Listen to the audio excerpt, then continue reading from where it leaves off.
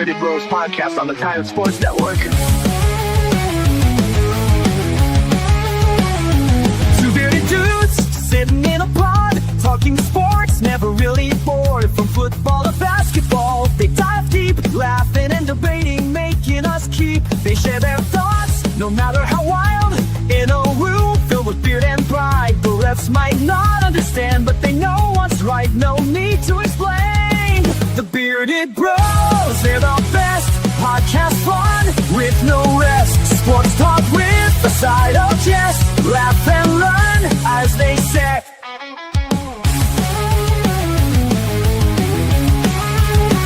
They're not afraid to disagree. In a world of sports, they'll always be free. Bearded wisdom you can rely. In their podcast, you won't feel shy. Through wins and losses, they stay true. Discussing every play through and through. Their passion for games is clear to see. In their chatter, we all agree.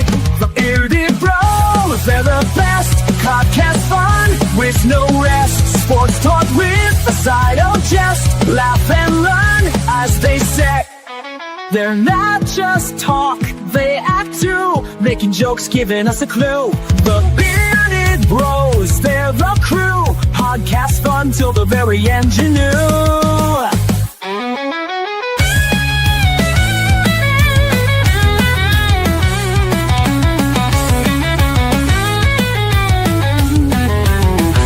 Bearded Bros, they're the crew. Podcast fun till the very end, you knew.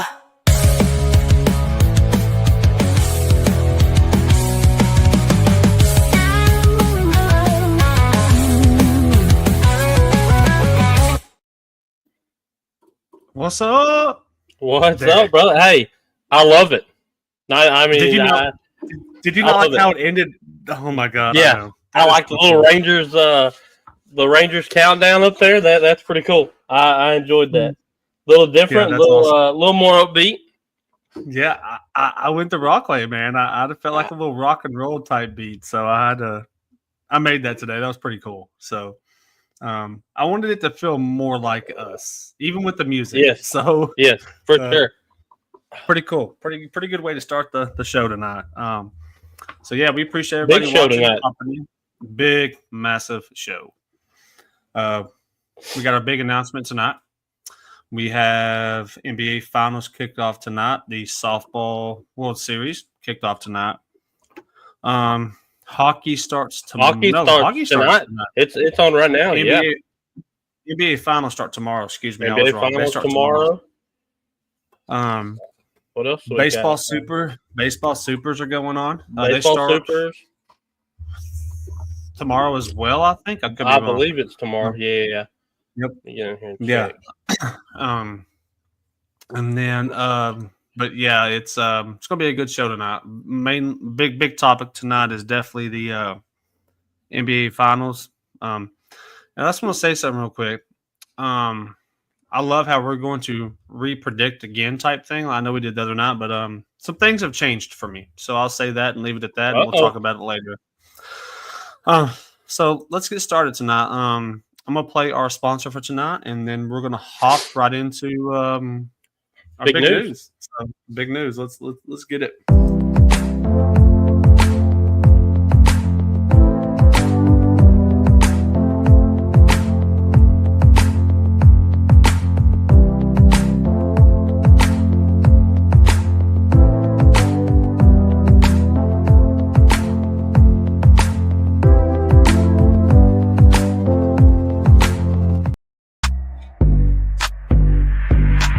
Truck Sports Podcast. We dive deep, talking ball games from NFL to the NBA elite athletes, talking coaches, strategizing. Every episode, we bring you the latest. From soccer fields to tennis courts so vast. We cover every sport night and day fast. Hear the stories, the wins, the losses too. Our passions for sports, no matter the crew. Mac Truck Sports, where the talk never ends. From the big leagues to the little friends. Get ready for the ride, we're just getting started. Mac Truck Sports, let's make this a journey. Wow. Yeah. Awesome. I love how you incorporated the logo. I had to, man. I had to. I love that. So big news. So with that, big news. We have officially grown once again. Once again, yes, we did. Once again, we have added another show, another Monday show. Let's put it. This is a Monday. What's going on, Brandon? The Mac will be on Mondays from 4:30 to about 6ish, 6:30ish, and Tuesdays from 4:30 to 6:30ish, somewhere around in there. Mondays are packed for us. We have the recognized game at 1 a.m. We have Mac's new show at 4:30. Then we have, starting next week, Crew Talk Sports 8:30 at night. So, I mean, it's jam-packed on Mondays. Tuesdays, we'll have Mac at 4:30, Philly at 7. Wednesdays, back with us. Thursdays, Casey and them. Sundays, back with us. Then turn around and Monday again, another three-show day. That's awesome. I mean, that's we talk about this all the time. This is far beyond what we ever thought we would even look like when we first started this.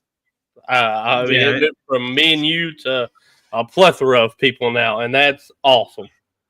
Yeah, I'm super excited about Mac joining us. It was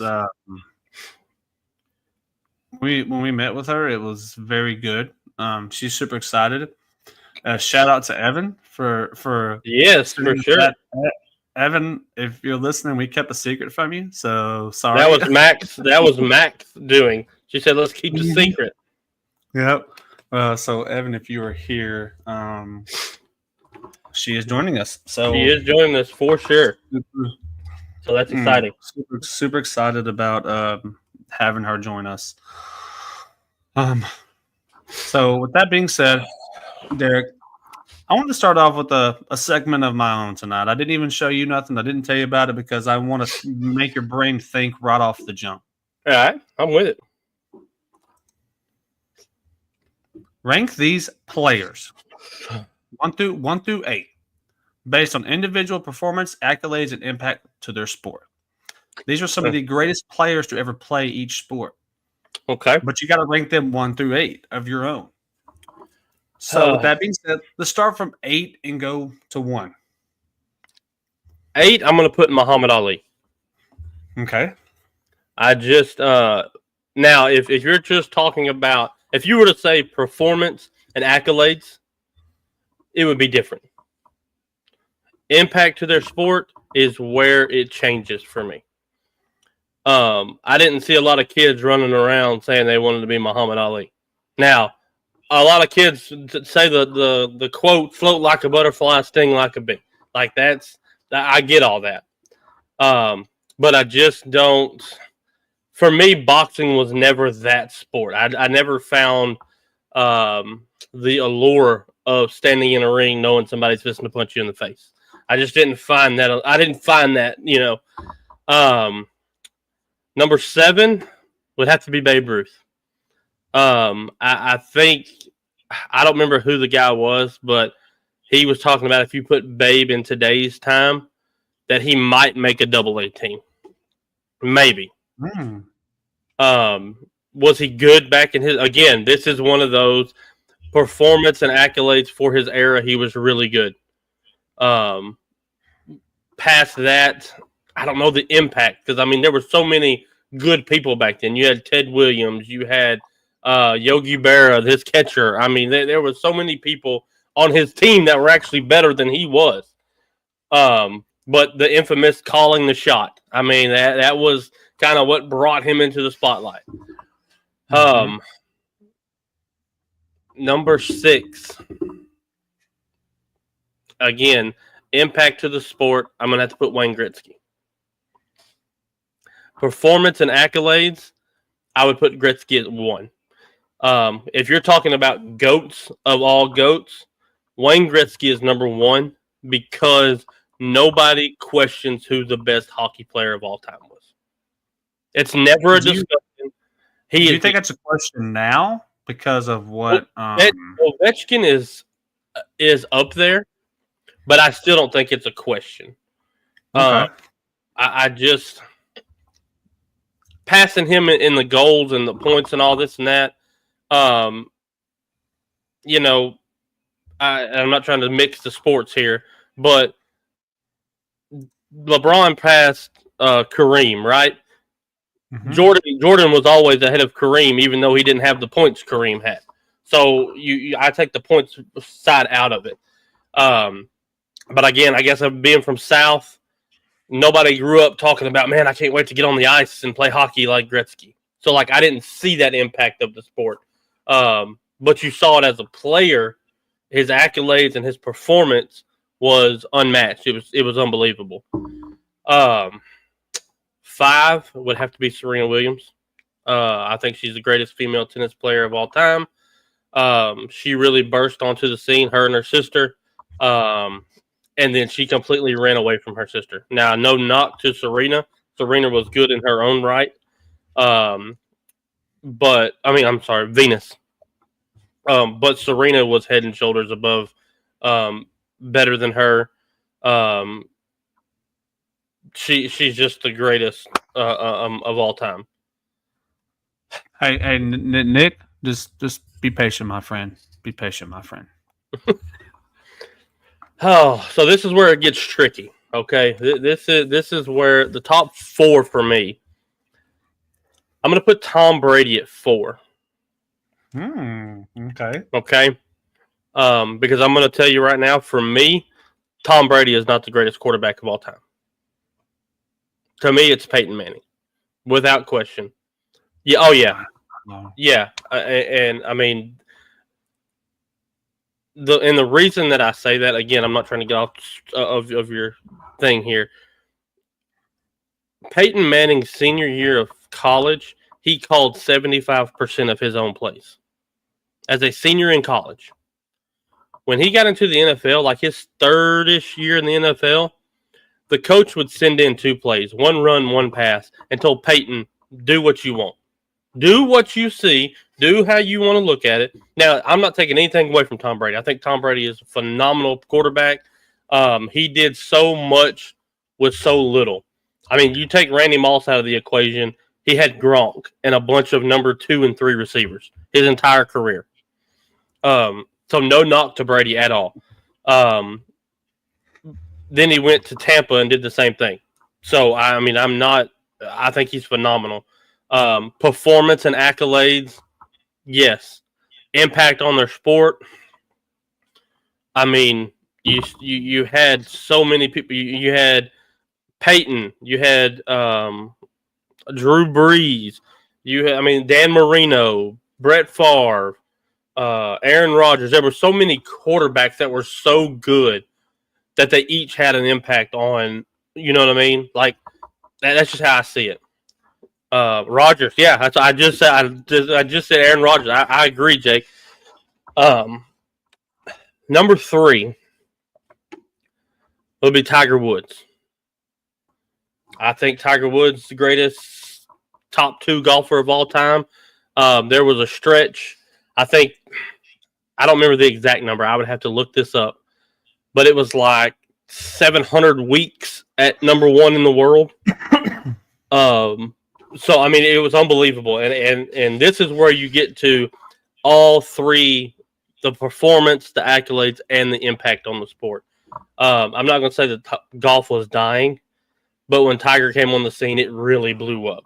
Like you couldn't turn the TV on without seeing a Masters or a U.S. Open or a major championship because Tiger was in the hunt, right? I mean, you look what he's wearing right there. Do you know what he's wearing right there? Wearing Nike. Nope, that's Sunday red. That's championship red. That's what he called it. He only wore red on Sundays when he was in the hunt. They call that Sunday red. And that was his signature. That was what he did. As number 2. Now this one's tough. Okay.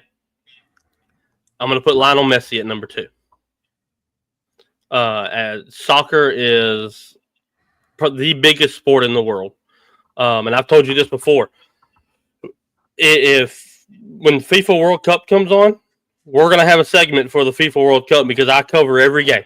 Every goal that's scored, that's my favorite player that scored. I don't care if it's from Croatia or England or Netherlands. Like I love it. Like I'm in it, man.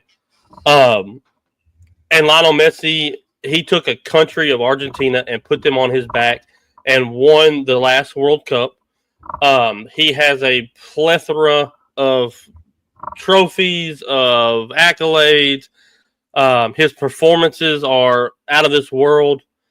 And the impact that he had on the game. I mean, he's played in Argentina. He's played in Europe. He's played in England. He's played in France. I mean, everywhere he goes, you see the number 10 Messi jerseys. I mean, it's when you go by a name like Lionel. If I was to say, man, Lionel's good at soccer, they're gonna say, who the crap is Lionel? Dude, Messi's off the chain. Oh yeah, dude, Messi is great. But when you're done by one name, when you're known by one name, I think it sets you above everybody else. Number one, Michael Jordan.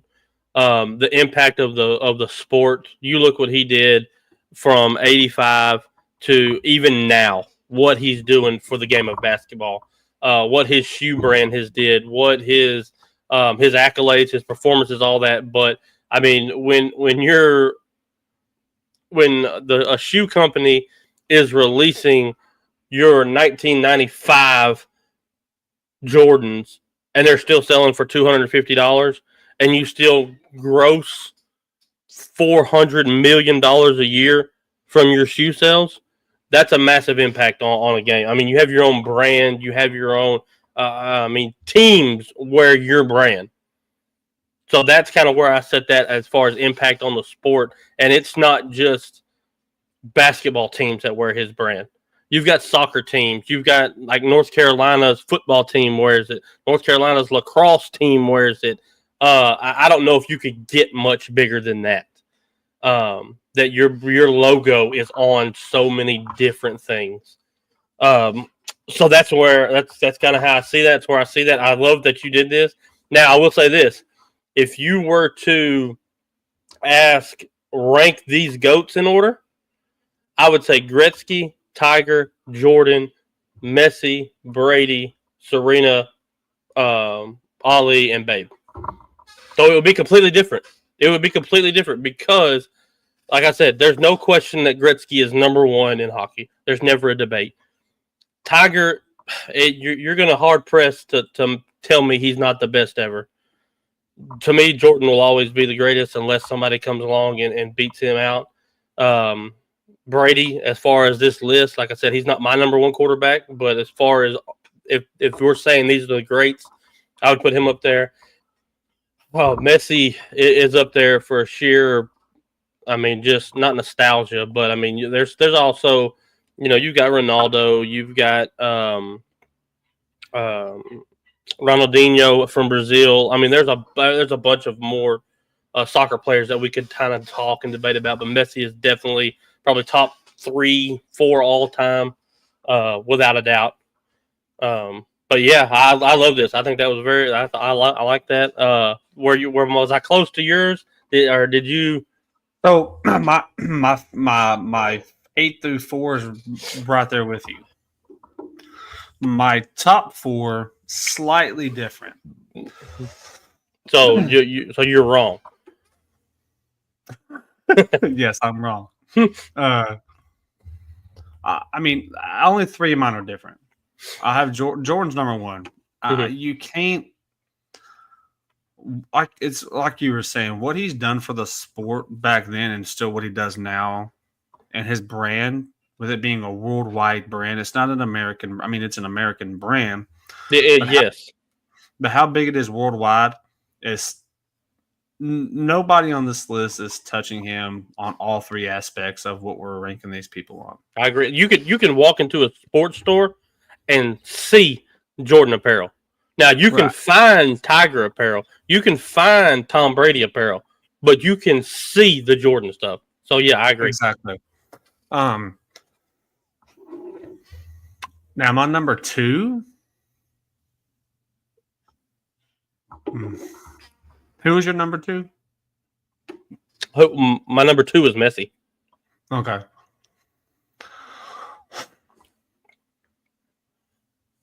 I would probably put Tiger at 2. I'm good with that.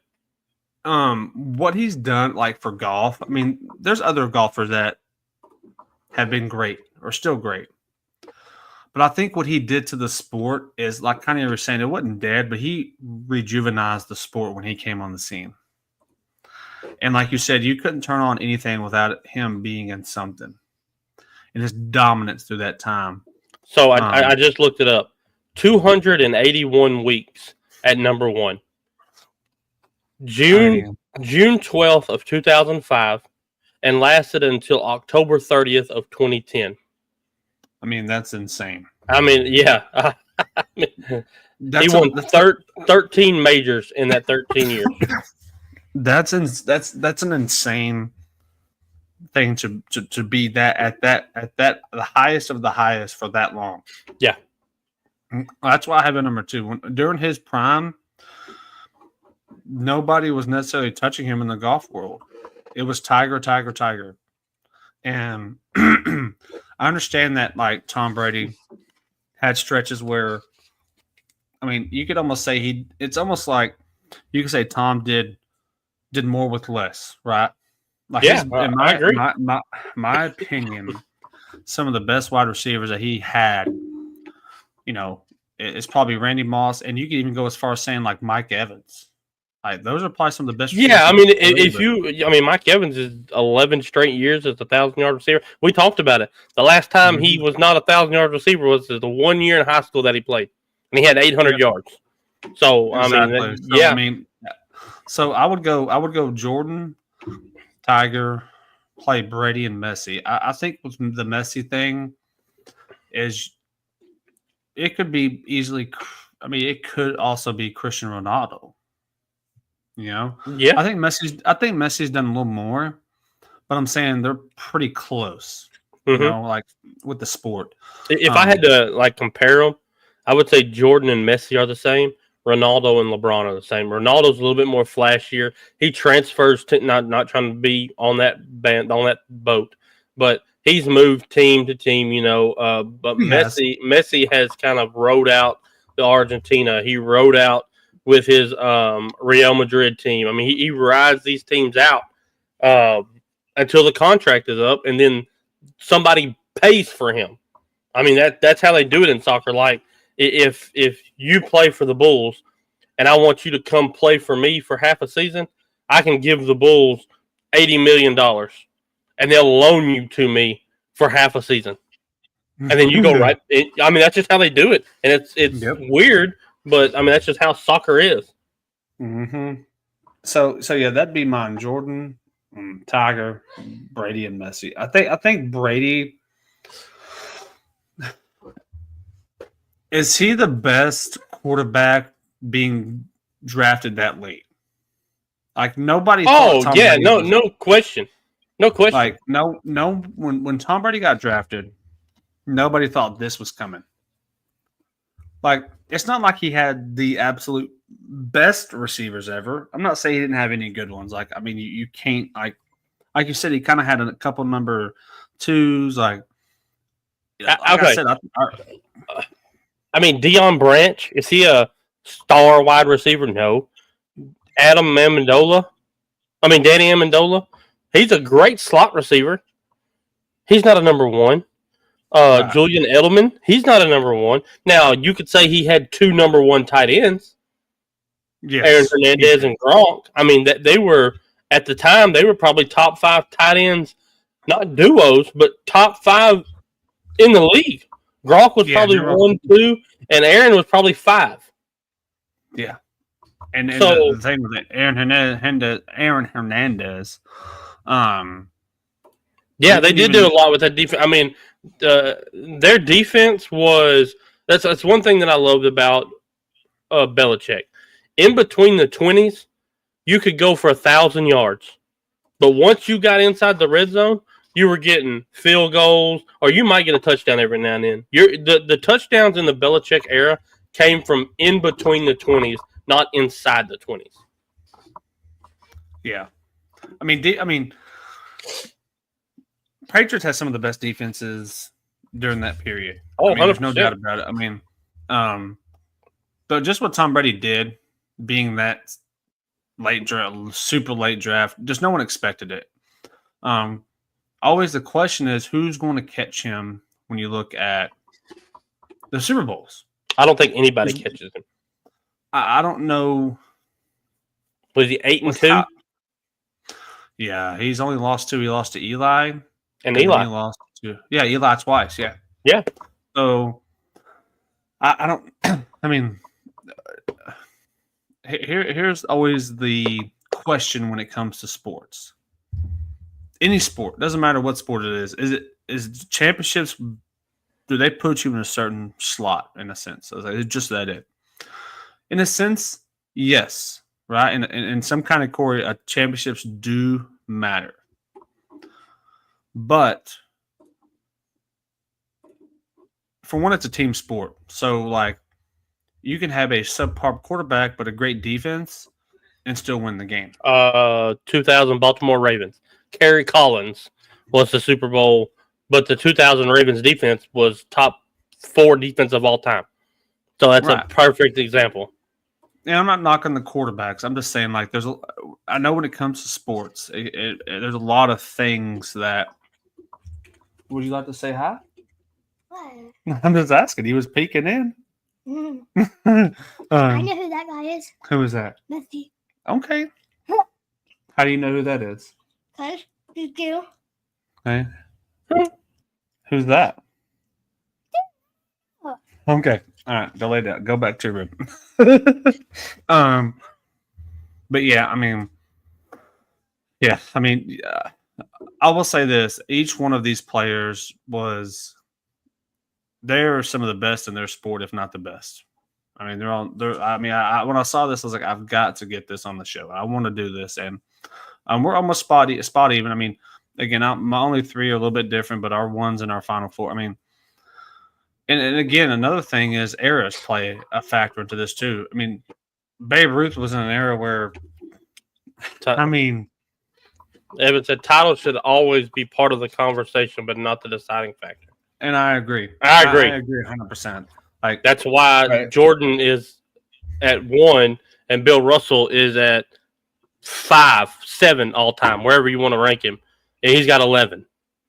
Yeah. So I mean, 11 and 13 years or something. 11 and like that, 13 years, yes. So I mean, yeah, titles matter, but it's also, I mean, it actually how this came about is, to me, it was the 3 things that matter the most in sports. Obviously, your performance matters, accolades matter, right? Yeah, and then obviously the impact on the sport. Like, what did you do to change the game for the sport?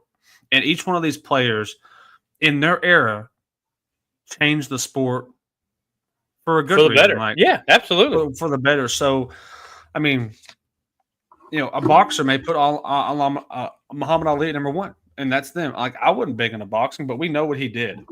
He was dominant, and he was knocking somebody out. I'll tell you this. I will tell you the one change I would have made.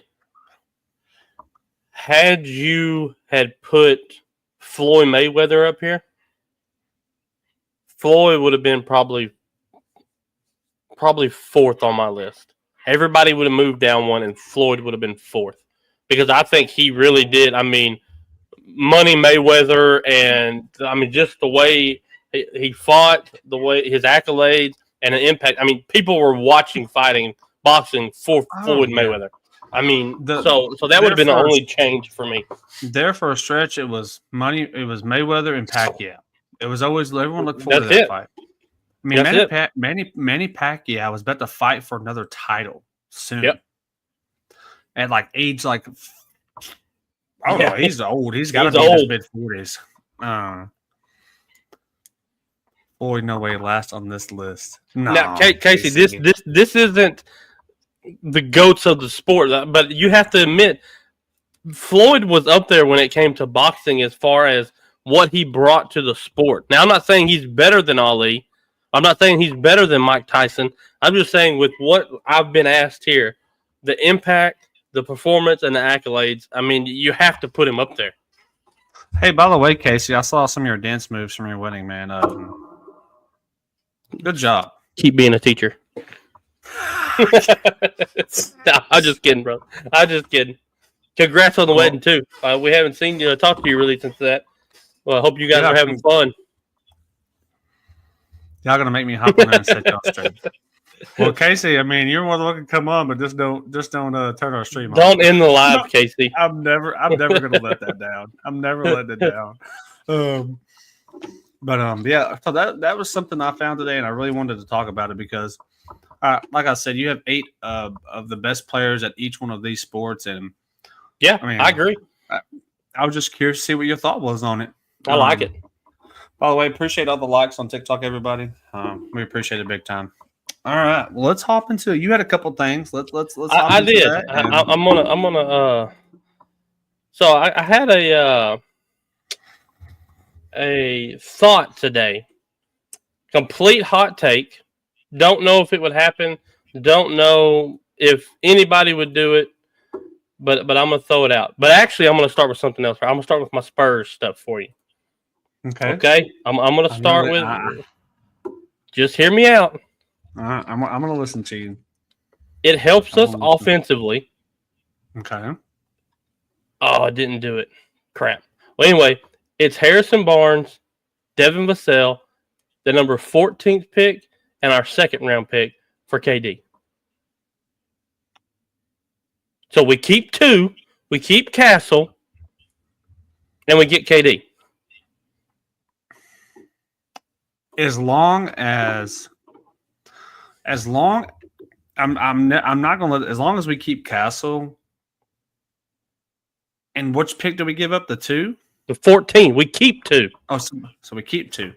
So if that were to take place, I mean, we're definitely getting better offensively. We have someone who can create his shot, who can shoot the 3. Yes, he's aging. Oh, God, here we go.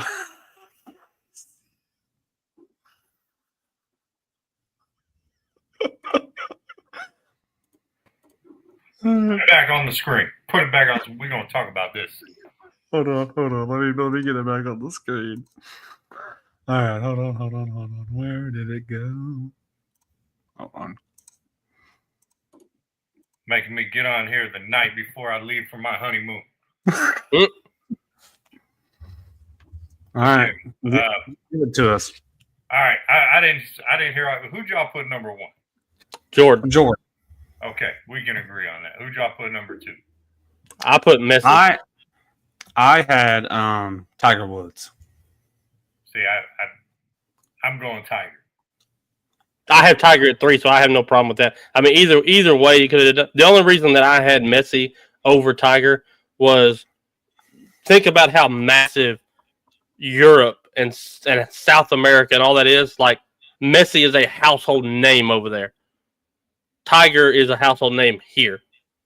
Like that's the only. You're talking 2 continents. Tiger versus global though, just like Jordan was global.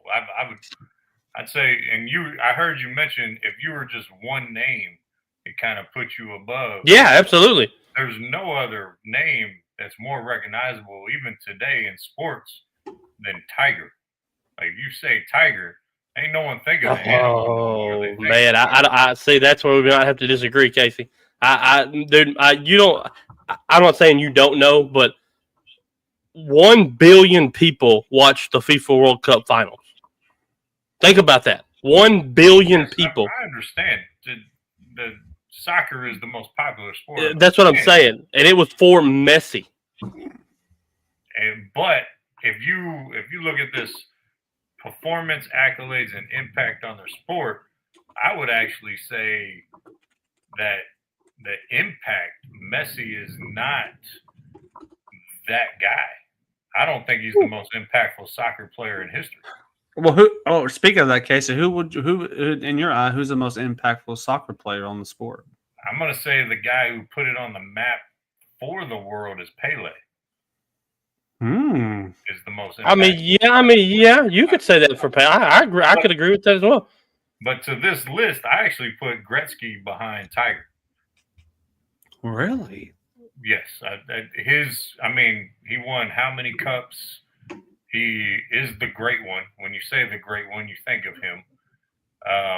He's the most dominant now. I know his career scoring and goal record went down to, but if you look at the points, he'll never be caught in points and assists. And then probably after that, I'd probably go Serena. Wow. I'm glad you hopped on. This is interesting. Okay. I mean, what she did for the game of tennis, I mean, I think her and her sister helped make tennis truly global. And also when you talk about that first, black female tennis player just breaking down barriers, and she's won more than any other female, I do believe, as far as Grand Slams, and her impact is unquestionable. And so I think when you start going pound for pound, she might actually be higher than where I put her. But on this list, I would put Tom Brady at the bottom. And then I would go, so if I went bottom up, I'd go Brady, Ruth, Messi, Ali, Serena, and then the ones that I went up on. So do you take any consideration like a social media platform, like followers? Would you use that as a basis for how popular somebody is and how the impact they have? Because I mean, I'm not. If I'm a golf guy, I'm following Tiger. I'm not following Messi. Right. I think it is. I would say that's a small consideration, but you don't know what following Muhammad Ali would have had. Right, but I'm just going off Tiger and Messi. So to me, it's really not a consideration. The impact on the sport, the growth of the sport. Before Tiger, golf was just that rich white guy niche kind of sport. I mean, he's the reason I started playing golf, right? And many other people started playing golf because I don't know if it looked cool or not, but I mean, how he came out in '97 and through that run he had, his performance and accolades are only second to Jack. And I think his impact on the sport puts him the greatest golfer of all time in what he did for the, you can look at the prize purses going up, and I think the rise of Serena, the prize purses went up in women's tennis. That's how I put it. I know y'all don't agree, or some of y'all don't agree with that list, but we're all different. You can tell my dad to shut up. They didn't let me on. I just came on because I'm the network MVP. But no, I'm glad y'all did this because I saw this on Facebook or Twitter or somewhere, and I thought it was an interesting conversation. So I'm glad y'all decided to do this segment because I thought it was interesting. Then I thought, who should be on here? Oh, interesting. If you had to put one player from any sport, who would you throw in here?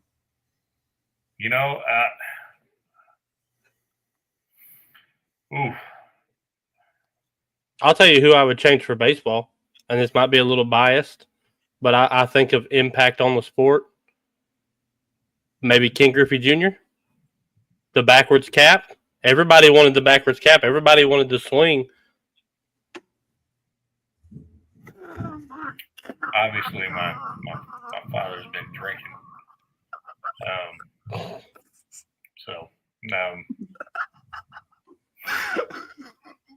If he just can't let me have a happy moment in life, I'm sure. Evan said it might be Ohtani for baseball now. And I think that's to be determined with Ohtani because I do think. I also think it's hard to gauge his impact. He's obviously going to be massive in Asia, right? In that entire part of the world. I think he's hard to connect, and his impact in the States is hard because of what is the perceived language barrier, I guess you could say. You know, like you could, like right now Otani's going to surpass him, but the greatest Asian player ever is still Ichiro as far as a career goes. But Otani will pass that up. You know, but I think it's an interesting conversation. As far as who I would put on here, impact accolade. I mean, the soccer one, I think Pele is definitely one I would put up there. You could, I mean, in the boxing world, maybe Tyson. I don't know. I don't know any other hockey player. If you're gonna go basketball, I mean, you know, but I think if you pick one of the ones, you got to put them both, Magic and Bird. You know, that's a twofer for me because their impact. I agree. You can't talk about one unless you talk about the other. Right. I 100% agree on that. But if you're going to go one basketball player,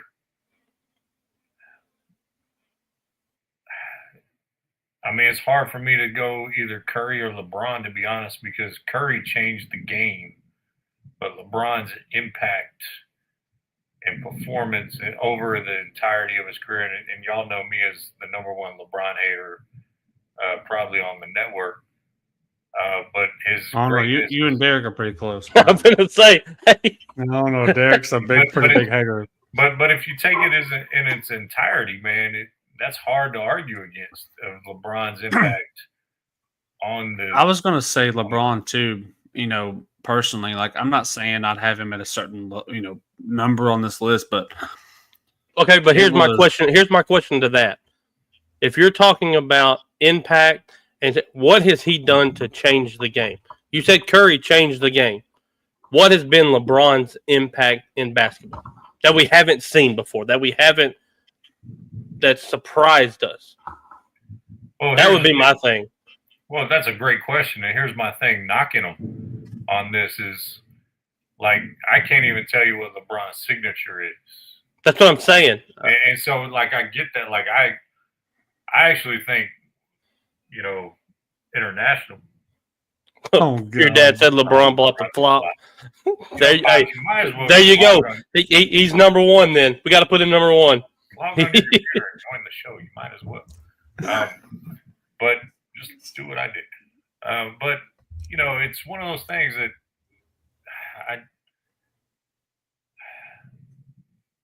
I'm trying to think.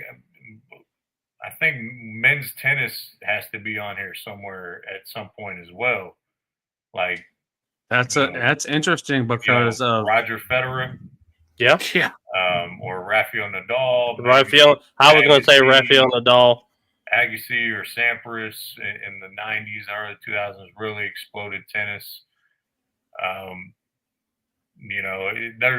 I think there's some other ones you could throw on here, but when you're talking the Mount Rushmore of people, I mean, this is, in soccer, you can make the same, Ronaldo.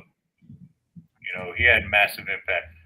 Beckham in the early 2000s and 90s, he had a whole damn movie called Bend It Like Beckham. Yeah. Like, he was the first crossover star that anyone in the United States even knew from soccer in Europe. So, but yeah, I wouldn't mind expanding this to like a 12 person top 12, because I agree you're missing. Yeah, I agree. I mean, it's crazy. Men's tennis isn't on here because some of those players you mentioned, their impact to the game is something that ain't talked about because they were not on this list. But I actually wouldn't mind seeing a top. I say top 12. I wouldn't mind seeing a top 16, maybe two of the best from each. Because I mean, it's hard to put, like you said, like basketball. You could bring 4 or 5 of them on here, and you could say they were great in all 3 aspects, or performance, accolades, and the impact of the sport. But one we haven't mentioned is like I saw Tom Brady. Who could you throw up there? I mean, obviously we know what he did in the championships and everything, but who's another NFL player you would throw on this list of that did what they did, and all three aspects here would have could be on this list. Hmm. I mean, Jim Brown could be on there. Reggie White. I like the defense take there. 'Cause Dion. That is, I mean, I'm not trying to be a homer pick, but I mean, you think about what Dion did starting from the NFL Combine. I mean, you heard the stories about getting out of the limo, running a 4.2 right out the door, getting back in the limo, and it transferred to the field. Montana's not a bad pick.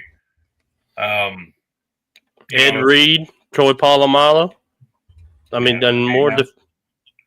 I mean, the greatest linebacker in history, in my Ray opinion, Lewis. is Ray Lewis. So. Yep. Ray Lewis could be on this list. Is So it?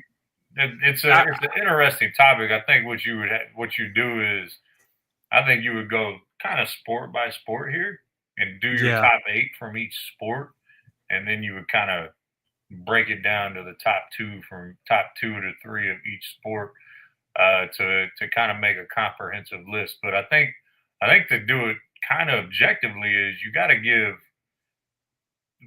the only thing you can't measure is impact. Like you can give, like if you did a point system, 10 points for a championship, 8 points for, all-time records or whatnot, and you kind of did it somewhat objectively, that could help narrow it down as well. Because, because I can make the argument, impact, well, you have this massive flood of European NBA players. That didn't happen until Dirk. Yeah, Dirk was. Yeah, so Dirk changed the game as well. That's a homer pick. I get it, but I mean, the 7-foot dude who shoots, that stretches the floor, has his own signature move that people. He brought the fadeaway. The one-legged fadeaway was from Dirk. Hey, and another one that, and again, I know this is a homer pick, but Manu Ginobili, he brought the Euro step in. Manu did impact the game for sure. I'm not going to disagree with you on that. Even though I'm not saying he's on the level of Jordan, LeBron, but again, if you're going to talk about impact of the game, like kind of going back to the European overseas guys, Manu's right there with. I'm not saying he's on Dirk's level, but I would probably put him right under it with his impact. He brought he was the starter that never started. He was the 6-man player. He invented the Euro step, which no one knew what the heck that was when he came in. They're like, "What is this dude doing?" I don't know if he invented it, but he damn sure perfected it. So well, he made it look. He made it seem like it was brought in by him. He perfected it like no one. If it was him, it should be the South American step because he's not from Europe.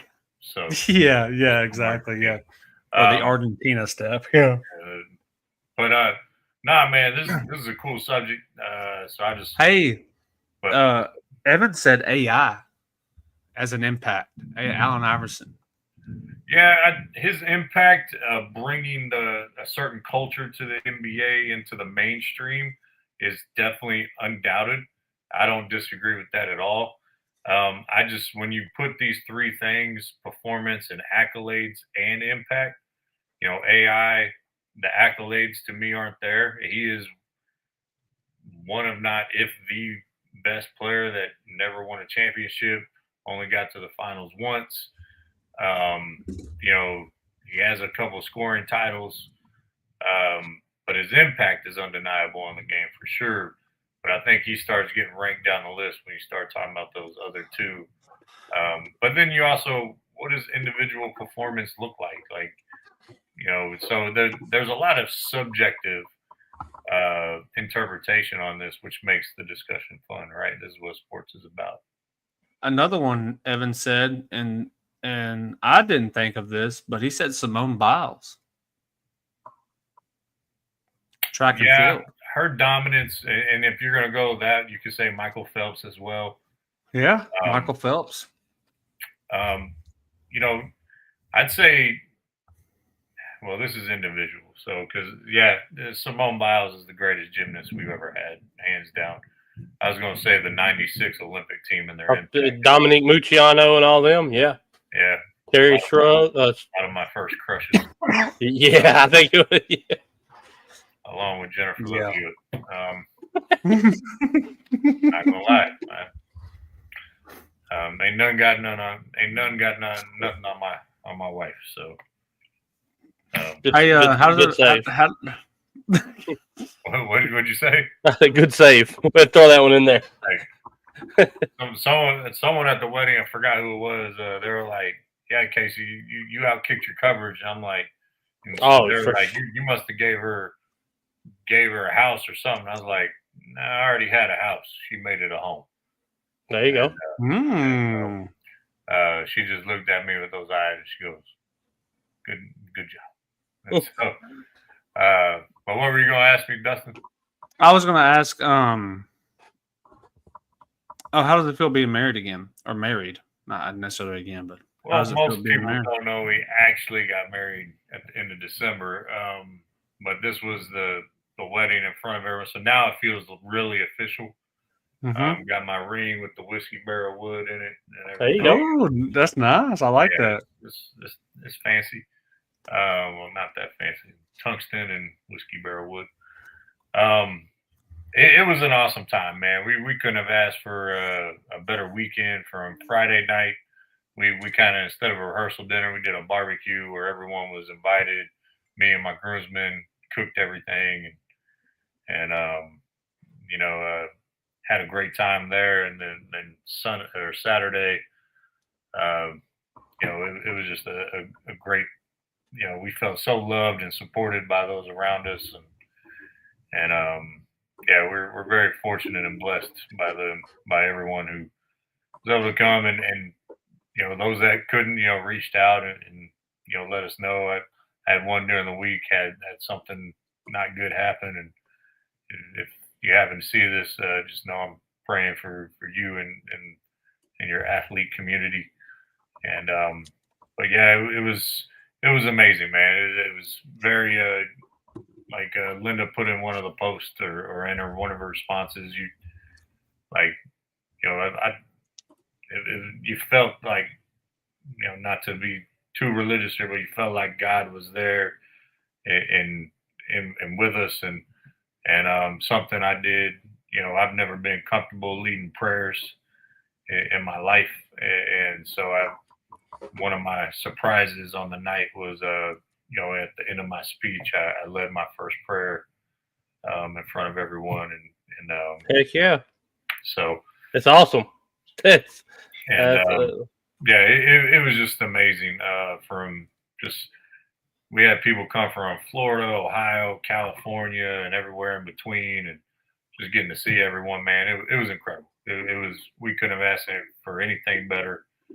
I wish she wouldn't have taken the one thing I put on the registry off the registry.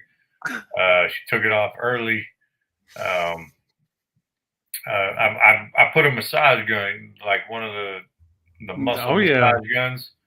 But I put one of the good ones on there. I think it's like $200-$300 or whatever.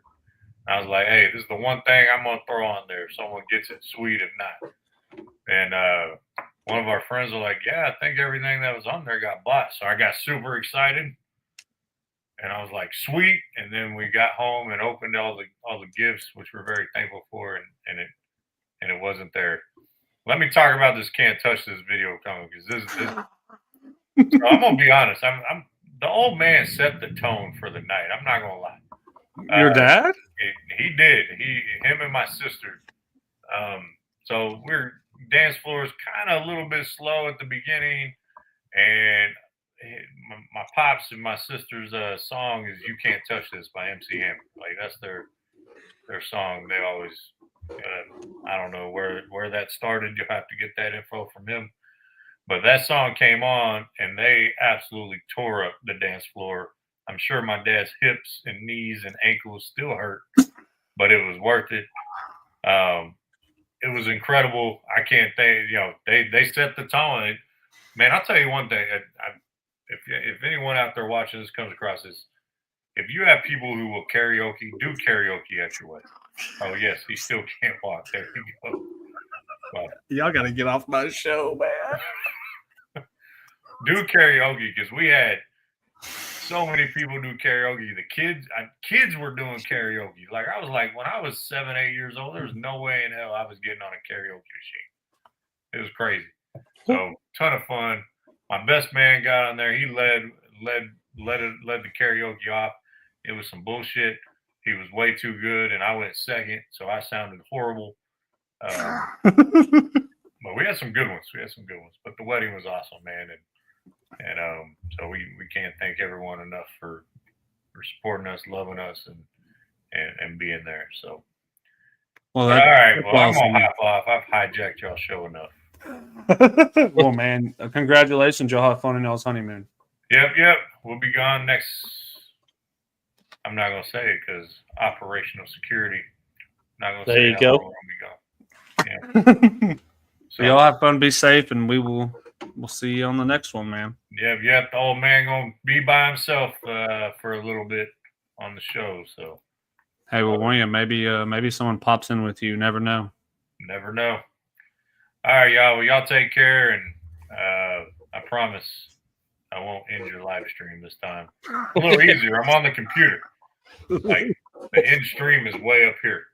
Yeah, it's you all can't the way miss out of the way. The phone is right there, and it's just a red button. It does not say end stream. So I don't know if anyone's ever joined by their phone, but be careful with that. But, peace, love y'all. Y'all have a good rest of your show. All right, You brother. too, man. Thank you for hopping on. Yeah.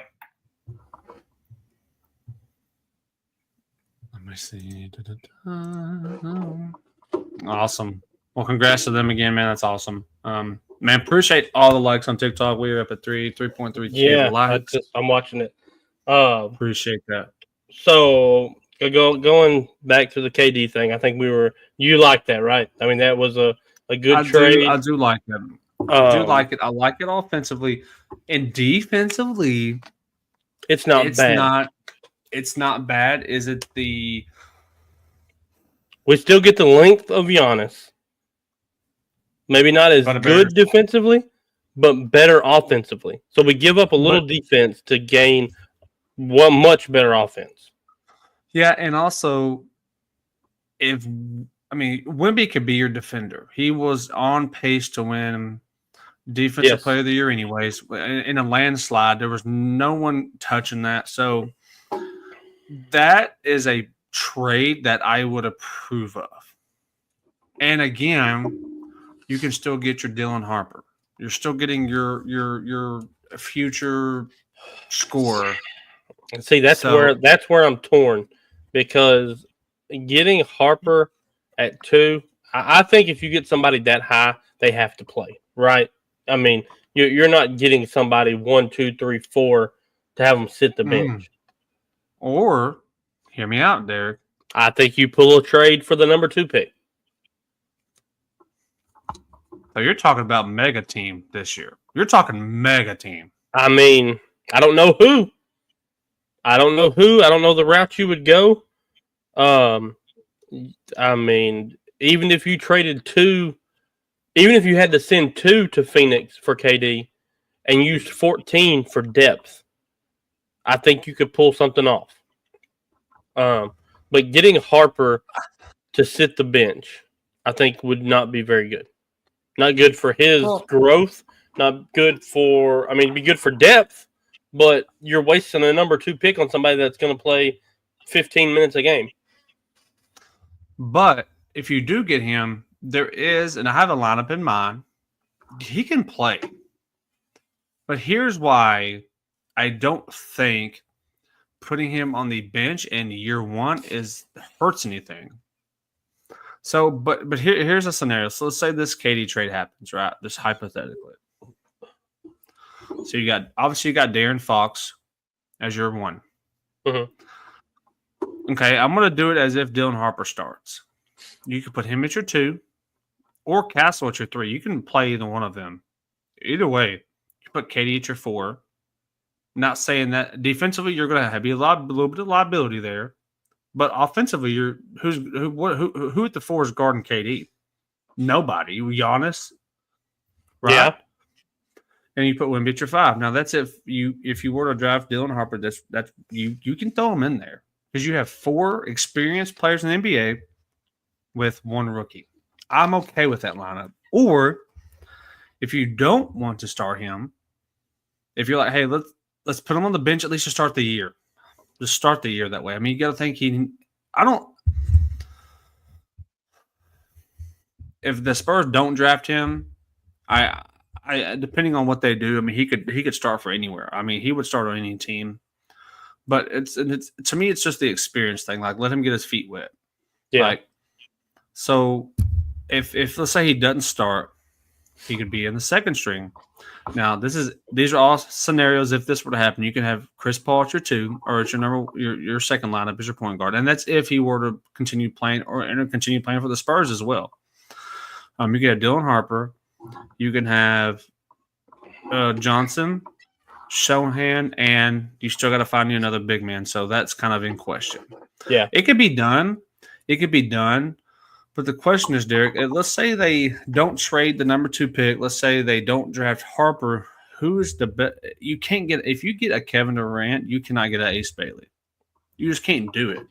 I mean, you I could. don't see how you do. You could put Ace Bailey – because Ace Bailey's not 6'10", like he was listed. He's only 6'9" or 6'8 and a half. Yeah, that could be your 3. So Evan said, just have Harper take the 3 minutes and put Chris in that UD role.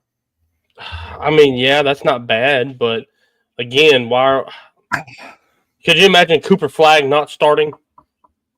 You know what I mean? Like, Cooper Flagg played 4. He played the 4 at Duke. Okay, so if he comes in the league as a 4, imagine drafting him 1 and sitting him behind AD. That's my whole thing. Like, I hate that. If you're drafting that high, that means you suck. That means you're bad. You're drafting that high for a reason. You need to get your guys in there. You're probably not going to be good the next year either, right? I mean, I know Dallas was injuries. I know we had some injuries. I get all that. But they've got to get the reps. They got to get the minutes. If not, they're just going to sit – I mean, Castle got playing time. So that's why Castle was Rookie of the Year, because he was put into a position to where he played, to where he got the minutes, to where he was able to be out there. Yeah. I think you have to – I think San Antonio has to just look at, like, okay, they've got to have – when they're during this draft process, they really got to dig down and be like, okay, what do we keep the picks? Do we trade the picks? They need – if I'm San Antonio, I'm getting on the phone pre-draft, figuring out what we can actually work with. What's a legitimate trade we can make to make whatever happen, because – you got to figure that out, because if you're just like, okay, we're just going to draft, then you're really not going to – I think the trades for them are going to happen the night of or really close around. Yeah, I think they're going to trade the picks. I don't think San Antonio is drafting anybody in the first round. I firmly believe that. There are rumors that KD trade will be done before the draft. Yeah. And speaking of KD, I mean, I think you mentioned this, Derek, and I've been seeing a lot of it. Him and Giannis teaming up in Toronto. What's the point behind this? Giannis wants to stay in the East. I don't know why. Maybe he thinks the East is easier than the West. Not really sure. I think it's actually flipped over the years. I think the East is actually getting a little better on the top end than the West is. I think the West has 3 to 4 teams, where the East is probably 8 or 9 deep, and then you see it in the playoffs. I mean, you see it in the playoffs right now. So I don't know. I don't know what the whole take on it is, but I'm curious to see how it all kind of falls off and does. But I did want to touch on one more thing. And like I said, you I don't know if you've seen my picture I've uploaded yet or not. I hope not. I have not. Okay, don't look at it yet. I don't even know where it is. So we've been talking about the Knicks coaching situation. By the way, I called it the other night, but yeah. And it's Mike Malone, right? That's the consensus best coach on the market. Let's Mike Malone. And then we talked about it in the chat. Jay Wright. And I've said this before, I love Jay Wright. I thought Jay Wright was a phenomenal coach at Villanova. I thought he would be a phenomenal coach at San Antonio. You paired Jay Wright back up with his Nova guys, right? I mean, that's – but hear me out. I don't know if it would ever happen, and I don't think it would happen, but I'm shooting my shot. If I'm the New York Knicks, I'm calling up one team and seeing if they'll trade me their coach.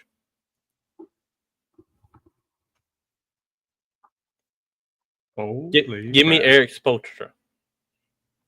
Give me Eric Spoelstra.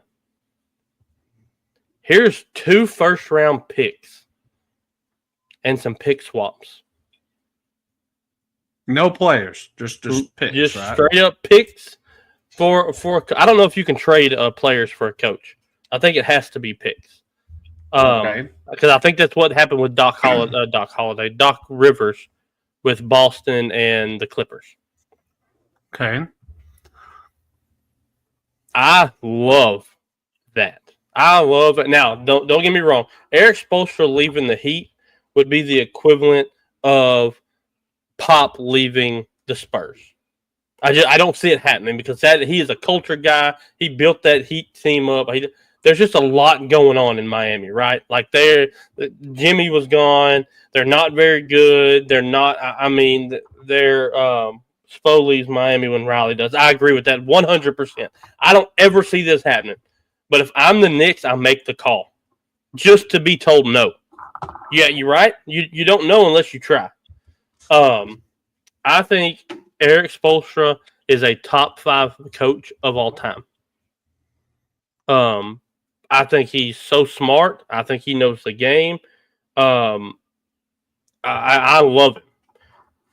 To have him in the Big Apple would be unbelievable for New York, especially with the squad that they have, because they can win with the team that they have if coached properly and your starters don't play 40 or 42 minutes every other night, and you use your bench.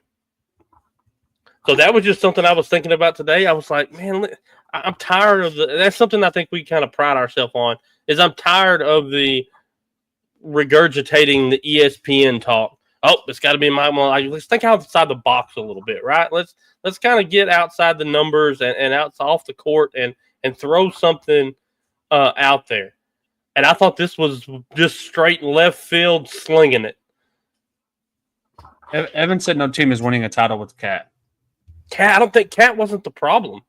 I mean, yeah, he struggled in certain times in certain areas, but Cat's actually not a bad player. But with Tibbs, he is. He wasn't very good in Minnesota. He struggled in Minnesota because of the way Tibbs runs his offense. He struggled in New York because of how Tibbs runs his offense. Let's see here. Here's my thing, Derek. I love this for New York, but I think what Miami will ask in return is what New York won't give up, which is, it's going to be nothing but first rounders. They're not going to give anything up. Like the Miami is going. I mean, we can agree. I don't care who they have. Bam, Tyler Hero, Andrew Wiggins. They're in a rebuild mode. I mean, Cat gave them 21 and 12 in the playoffs. 21 and 12 from your center in the playoffs at 36 minutes a game. He was the fourth highest on the team because OG and Bridges had 39, Brunson had 37, and Cat had 36. So, I mean, 21 and 12 is good for a center in the NBA. I think that the Miami you're going to ask, or Miami is going to want a lot of picks. Like I would not like, and maybe I am shooting way too high here, but I think they're going to want 3 first-round picks, maybe more. Like, you're giving up your franchise coach who's been there forever. And I don't know if the Knicks are willing to give up all that for a coach and not. It's almost like guaranteeing a championship is what you would need in return. Well, could he do it? Of course. I said this the other night. Tibbs is not a bad coach. He's just terrible with benches. Boston got 1 first-round pick for Doc. That was after his championship. Only one. Okay. Is Spoelstra is a better coach than Doc Rivers? That's my question. Of course he is. I'm not knocking on Doc. I think he's an okay coach. I think his rotations are a bit iffy. Evan said, what were his percentages? 49% from the field. He was second on the team behind Mitch Robinson. He was 7 of 15. I mean, his 3-pointers, he was second on the team. I mean, in percentages. And speaking of Robinson, I was surprised when they got Cat because Mitchell Robinson I think he is a good center. He was on his he's not. He was on his way to be a really good center.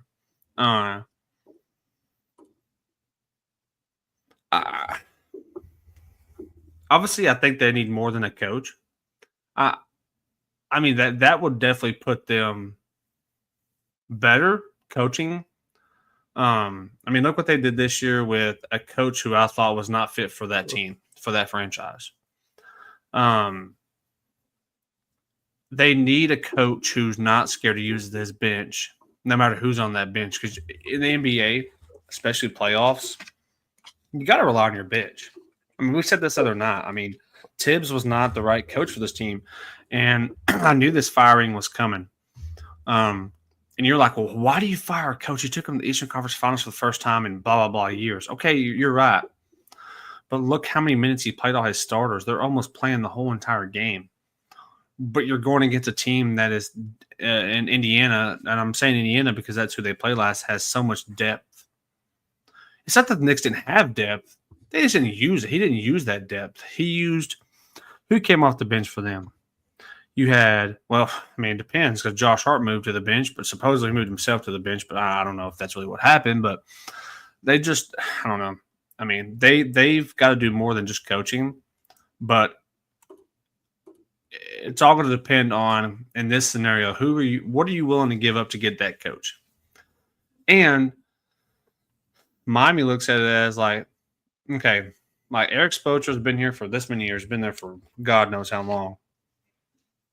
Are we willing to give up our coach to go get another coach who, again, if this were to happen, maybe Mike Malone goes down to Miami and does a rebuild down there. Because when you're going to Miami, whether it's Spoelstra or anybody else, you're rebuild. It's a rebuilding. You're rebuilding with an aging Andrew Wiggins, a Bam Adebayo who's more your defensive malice and can rebound the ball, and I agree. You're sharpshooter and Tyler Hero. You don't have a playmaker. You don't have a bucket go getter.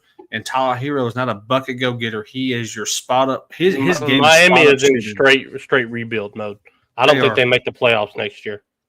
No, they won't. The only reason they got as far as they did because of Jimmy Butler being there when he was. Yeah, they got, and they just. And look, they get swept. To me, there's two coaches that are New York bound.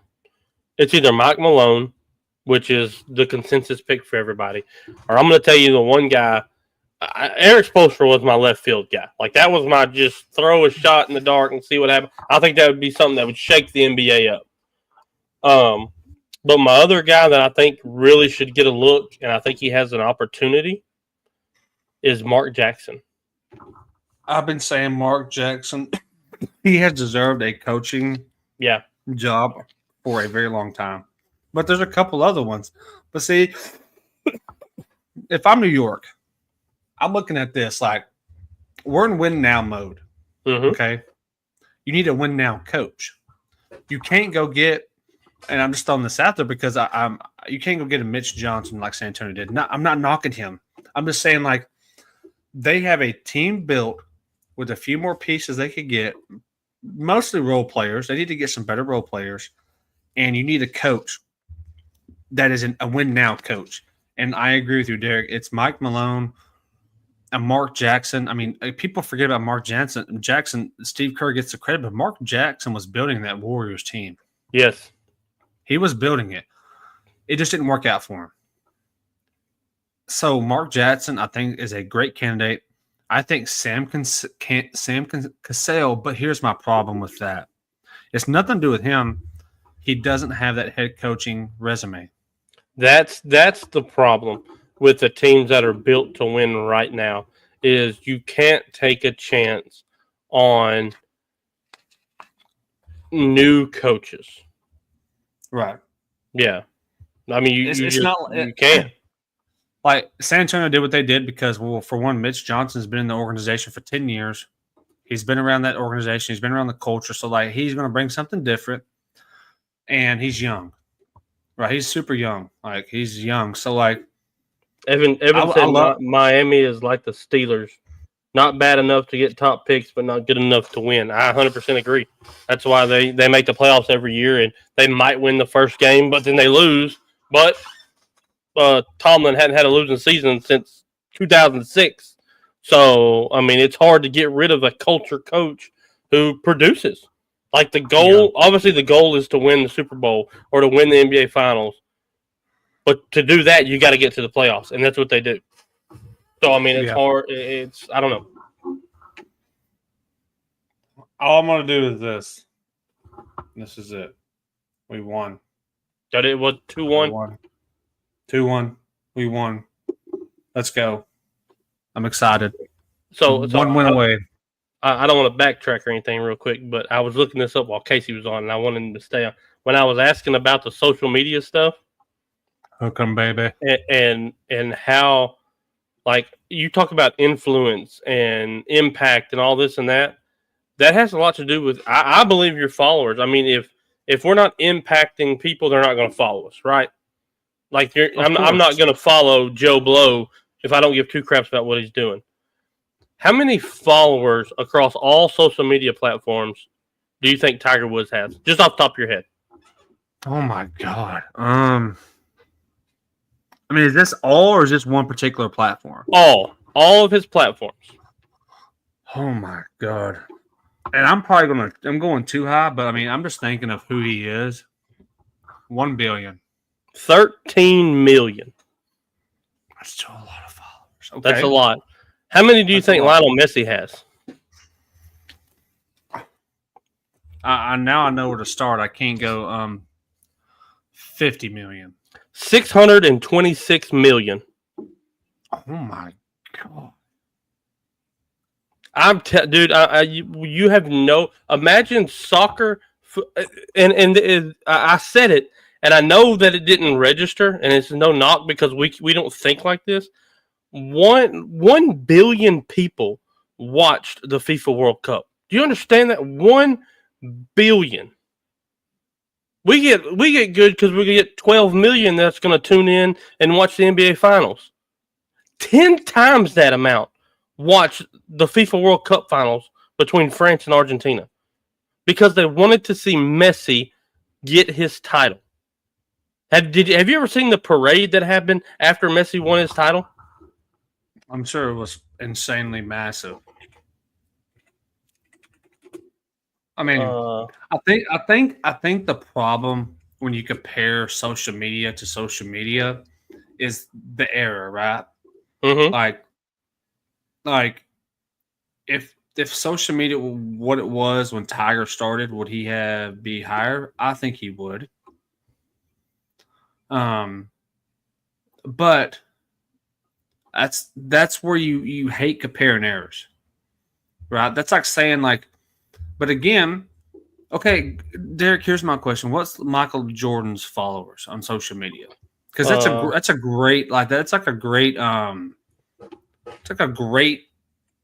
great number to see because he played in an era that was back in the day, and obviously again, no one's brand is as big as Jordan. I mean, call it what it is. But it's not. 60 million. Jordan 60 million. Wow. Yeah. That is wow. His Instagram is 27. His Twitter is his Instagram is 27.8. His Facebook is 20, and his Twitter is 5.4. Wow. I mean, so 54 million. I mean, I'll tell you this. Evan said, how active are they on social media, too? I mean, ain't none of them active. Someone's doing it for them. I mean, some of them are, but yeah, I mean, they're all so big, though. I mean, but that many followers is absolutely insane for Messi. I didn't realize it was that high. That's a lot of followers. But more people follow that sport, too. It's the biggest sport. I mean, I don't think we could disagree with that.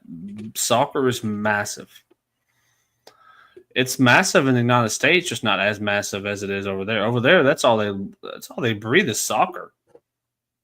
You know, they don't have. I mean, they're trying to grow football over there, but I mean, okay, actual football, not foosball. But this is the last one that I'll do, and then we'll move on with the show.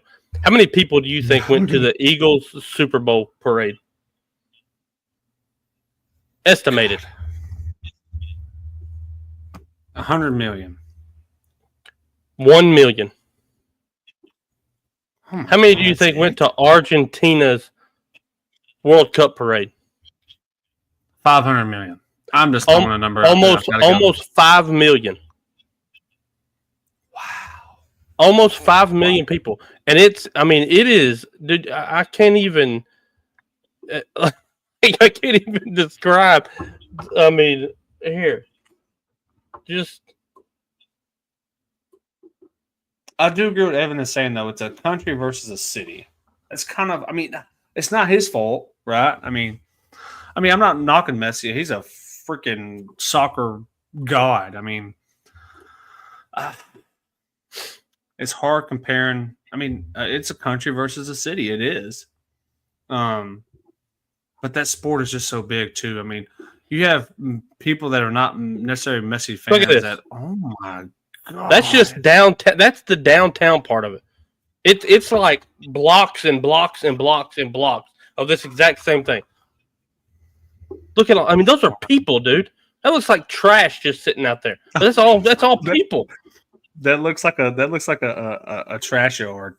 Like you go dump your trash at. I mean, it does. I heard someone call Messi, and here I am. What's up, Messi? How are you doing, brother? Hi, Messi, thanks for joining. Dude, this guy right here is a OG Call of Duty buddy right here. Oh, so cool. He's in the Navy, and we met playing Blackout in like 2019. He was stationed, I forgot where he was. I want to say he was at some kind of training camp or something in Chicago. And we met, and I've actually met him. He came, his mom lives in Longview now. Oh, that's so cool. Yeah. So it was pretty cool. Evan, real quick to speak on your Oilers, going to pull it out. This first game has been better than I thought it would be. I think the Panthers are realizing like this is going to be a better series because look what they did from. Was it 3-2? Yeah, still 3-2. Anything can happen. You still got a whole period left. Well, let's get in. No, go ahead. Yeah, well, mine could go sideways here. Have you been seeing the stuff about the SEC wanting to separate from the NCAA? Mm-hmm. They don't need to do that. I love it, and I'm going to tell you, I love it, but I hate it too. I understand where they're coming from when they say if they go to the 16 seed, they should have 4 automatic. The Big Ten should have 4 automatic, and the rest should be scattered by seeding. I agree. The Big 12 does not deserve 4 automatic seeds. The ACC does not deserve 4 automatic seeds. They don't deserve it. I mean, if you look at the Big 12, okay, like look at their top 3. 14. I'm sorry, it's 3 because you got 8 and 3 and 3, and then one for Notre Dame, who is a piece of crap that don't have nothing to do. Please don't get me started on them. California. The Big 12 max should have 2 at the very max. I think they should really only have 1. But I'll give them a little grace because I don't agree with 3. So I'll say at the max. I mean, listen, the SEC in the Big 10 should have the max teams in. They're the most competitive conferences. Why? I mean, I know you're going to look. People look at me like, "Well, look what Arizona State did. They almost beat Texas."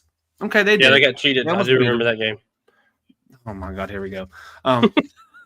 They almost beat Texas. But listen, okay, if they were to play again, if they had the opportunity to play against this year, do you think that same result's going to happen? Respectfully, no. If we got different refs, no, because they wouldn't have cheated for Texas. I mean, they're not. They play that, but that's the whole. I mean, that's just like any other sport. Like all you need is that one time, and they played phenomenal. I mean, Arizona State had a perfect game plan. That's what they did, and Oilers just scored. They did. Oilers just scored. 3-3. Oh, they did. Nice. Go. Yes, 3-3. Let's go. I'm going to be honest. The only way, and I firmly believe this, the only way you fix the college football playoffs is you take whoever makes the conference finals.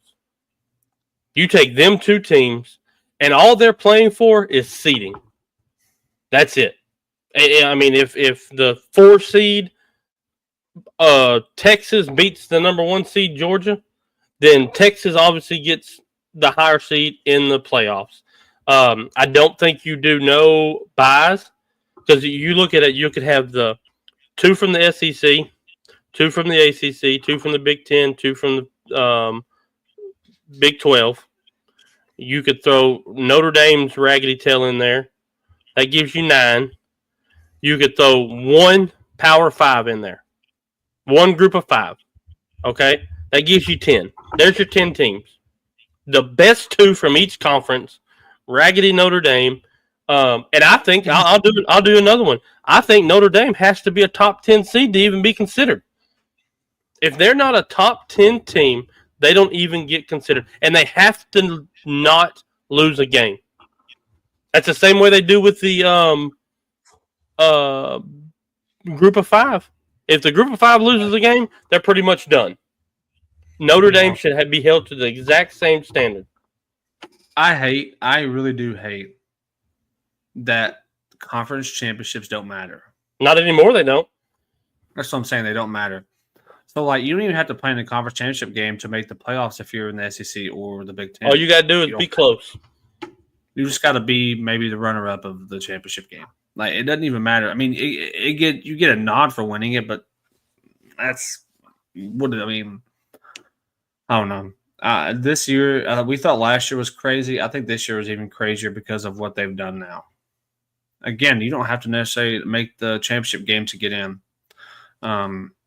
Now, obviously, it would help your case, because they look at all these different things that go on during the season. Like, okay, who plays who plays who? Okay, well, this team deserves it. Well, this team. That's what I'm saying. That doesn't. If you go doesn't matter. If you go just the championship route, you could be 6-6. If you win all 6 SEC games but lose all 6 preseason games, you're there. You're in the playoffs because you won the conference.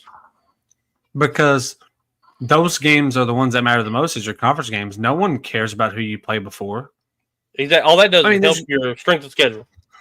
Yeah, it's just your strength of schedule. Like Texas playing Ohio State first game. I mean, that helps them no matter what. Because if they were to go in there and I predict they're going to beat them by 3 touchdowns, that's my prediction. But when they play the first game, that game is going to matter for both those teams down the road. It just will. Prime example last year. If A&M beats Notre Dame in week 1 and Notre Dame loses to Northern Illinois week 4, Notre Dame's cooked. Yeah, they're out of it. They're completely out of it. 2 losses, and one of them was to Northern Illinois. You're cooked. Yeah, you're cooked for sure. Well, man, we saved the best for last. I'm glad we're doing this again. I know we kind of did the other night, but I have changed my mind on things. The NBA finals start tomorrow. Well, I'm going to tell you what. I've changed my mind too. Okay, well, good. Hopefully we're. I like us. I like it when we're opposite. So we'll see. But I was talking with somebody today, a very good friend of ours. We were talking about the game a little bit right before we hopped on, and they asked my prediction, and I told them. And I was told by this person. I've no problem with this person. I like him. He said that the Pacers are just an okay team. I said, you're crazy. I already know who you're talking about. Okay. I was told that they're not the best team in the East. I said, you're crazy. Because that person thinks that if Cleveland was healthy, they beat them. They were already beating Cleveland. Even when it didn't matter if they were. I mean, Darius Garland, is that really who you're telling me was going to make them better? I mean, I don't agree with that. But, and then what about Boston? Oh, if Boston was healthy, they were healthy until Jason Tatum got hurt. They were healthy and they were beating them. Mm-hmm. So I don't agree with that argument. But, I mean, OKC is great. I think, this was OKC's year. But, Derek, I'm changing my pick. Give me Pacers in 7. Pacers in 7. I'm going Pacers in 7. And a lot of it has to do with what we talked about the other night before we kind of made our predictions. I think their depth, they're better with their depth. Now, starting 5, I'll give it to OKC with their starting 5. But it's the depth for me that is making me change my pick down the stretch. Because if SGA is off his game, he's very inconsistent. If Jalen Williams is off his game and inconsistent, Chet can't do it. It's those 3 guys are the key players for OKC. So, as good as OKC is offensively and defensively, I just don't know down the stretch. And people are going to think I'm super crazy, and that's fine. I don't care. I've literally predicted everything the Pacers have done up until now. I have not been wrong. Mm-hmm. And I think they are going to surprise the world and win the championship this year in 7. I'm going to give all due respect to OKC. I'm not going to say in Pacers in 5. That'd be ridiculous. But I do think the Pacers surprise the world and beat this OK team in 7, and they will win game 1 tomorrow in OKC. Okay. I'm liking what you're saying. So I did a little research. I did a little research today. The Thunder are a streaky team. Okay. So I went through their entire schedule, and this is what they did. They went 7-1, then they went 1-1. They went 3-2, 4-1, 5-1, 10-1, 2-1, 1-1, 7-1, 2-1, 7-1, and 11-2. That's what they did for the year. In the playoffs, they struggled. They've struggled on them back-to-backs, on those one-day rest, on those. They've struggled. I think they match up really well across the board. I think the starting 5, the only one of the starting 5 I think that is a mismatch is SGA and Halliburton. And I think Halliburton has been playing phenomenal. I think SGA is just a little bit too quick for him. I think Siakam and Turner match up so well. I talked about this. I think Siakam and Turner match up so well with Chet and Hartenstein, because if it was me, I'm running pick and rolls or pick and pops with Siakam and Turner, because I don't think Chet can handle Turner down low. I think he's too big. He's too thick for him down there. And Turner's a great block presence. I don't think Hartenstein can handle Siakam on the perimeter. So, with that being said, Don't call me crazy.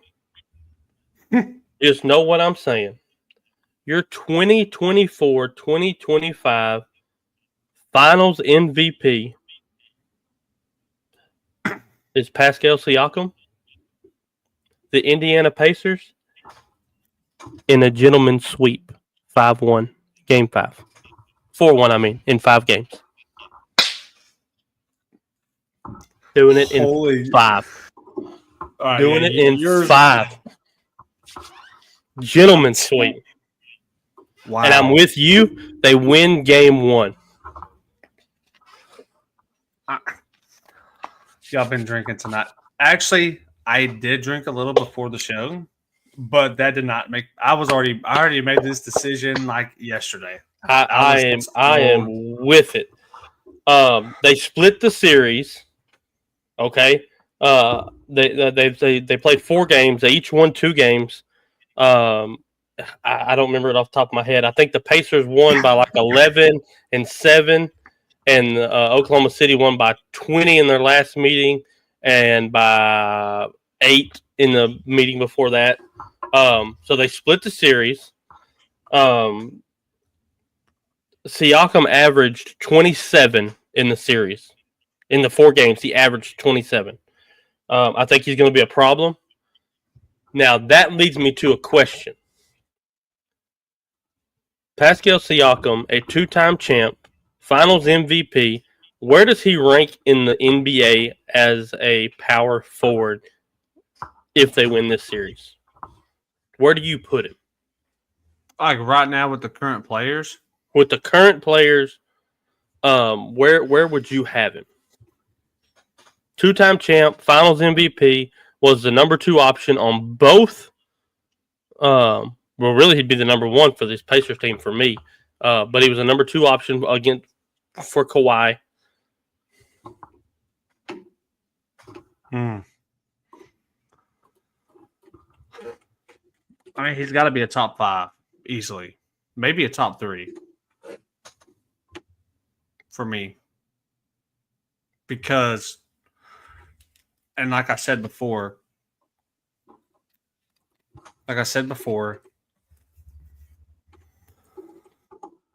Pascal Siakam was on his way to be a breakout player when they got Kawhi. And instead of putting him on the bench, because he could play the 3 or the 4. He's like, he could play either one. Mm-hmm. He was the second best scorer on that championship team, and he was not in his so-called prime yet, which I consider to be now for him. He's got to be a top 5 player, power forward right now. Now, if we're talking about small forwards, I'd still think you're going to put him a little bit lower. But right, if you're putting him as your 4, I would definitely put him a top 5 power forward in the game now, because he'll have 2 championships with 2 different teams. He could arguably be the best player for the Pacers. I understand Halliburton's phenomenal, but as you know in sports, if you're not scoring, if you're not that guy, you don't necessarily get all the recognition. Not saying he shouldn't, but I'm just saying. Evan said Giannis, AD, Tatum. So this is where I'm at. I'm glad you said that, Evan. I think that's you're bringing up a good point. Jason Tatum is not a power forward, right? He can play the 4. He's kind of like Siakam. He can play the 4, but his position's the 3. And that's where we're at in the NBA. And I think Evan said it way earlier about positionless basketball. That's where we're at. I mean, it's Evan, are you saying are you asking if Siakam's better than Pablo? Yes. Yes. I mean, I would agree to that. I know he starts at the 4, but like, is he a traditional forward? No, he's not. I mean, I think they start him at the 4. That way they could get him and Holiday and White and Brown. And I mean, you have to, once you have 5 stars, you got to put them on the court together somehow, right? And they're not. That's the thing, is there's what's traditional now. That's the point. We don't know. Like I think you said it last show. LeBron has played all 5 positions and has started at all 5 positions. I wouldn't rank LeBron a top 100 center of all time, even though he started at the center. It's so, I don't know. It's gotten away. That's why it's hard to rank too, because these people don't guard these people because they're not playing the same position right now. Like Kawhi's a 3, but he guards Tatum the 4.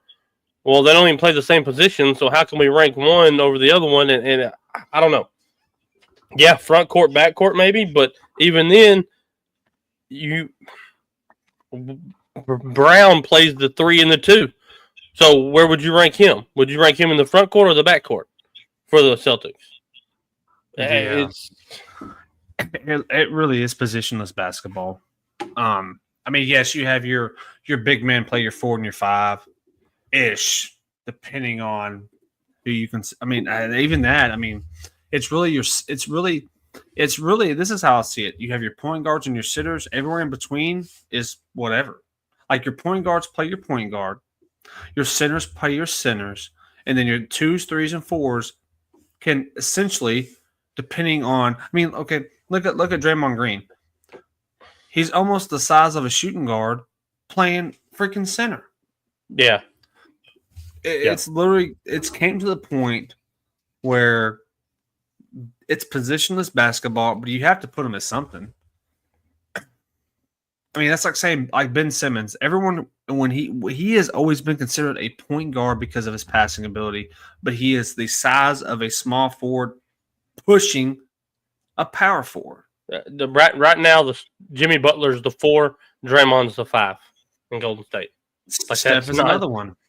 Steph is a point guard, but in most people's opinion, is more of a shooting guard because he's the best shooter of all time, not the best point guard of all time. I 100% agree. Jimmy being the 3. Jimmy, I mean, it's literally positionless basketball now. You go back and look at his career, Jimmy's always been the 2 or the 3. Now he plays the 4. Yeah. Because they have so many people they're trying to get on the court at one time. So you have to bump people. Everybody's going small. That's why I've said, if there was ever a time where a big man like Zach Edey from Memphis said, you know what? I'm going to play on the block. I'm going to stand on the block. You're going to feed me the ball, and I'm going to work off this block. Dude, it would change the NBA back to the way it used to be. Because teams don't have that. Teams don't have that guy like Chet. Chet's so tall and skinny. Zach Edey is 278 pounds. Chet's 240, soaking wet. That 40 pounds makes a difference. I mean, it's like Victor. Victor's your 5. But Victor doesn't play like a 5. No. The only time you will see Victor in the post if he has a way smaller defender on him and he's going to literally just reach up there and put the ball in the net because who is going to block him? Do you know who Wnba is? This is just my opinion. Wnba is a 7'1", 7'4" Kevin Durant. Tall, that's exactly lanky, can score. I mean, now he's not as athletic as Kevin Durant. Don't get me wrong. But I'm just saying he's that tall, lanky player that can stretch, that can do. I mean, that's just who he is. I'm telling you, I'm calling it now. I mean, the closest thing we'll ever have to a Kevin Durant is going to be a Wnba. I'm telling you. Like, once he gets his game down, once he gets his consistency down, once he gets his shot down, like, what I mean by shot is not necessarily his form, but being consistent in the NBA. Let me tell you who would dominate in this NBA, in this era of NBA.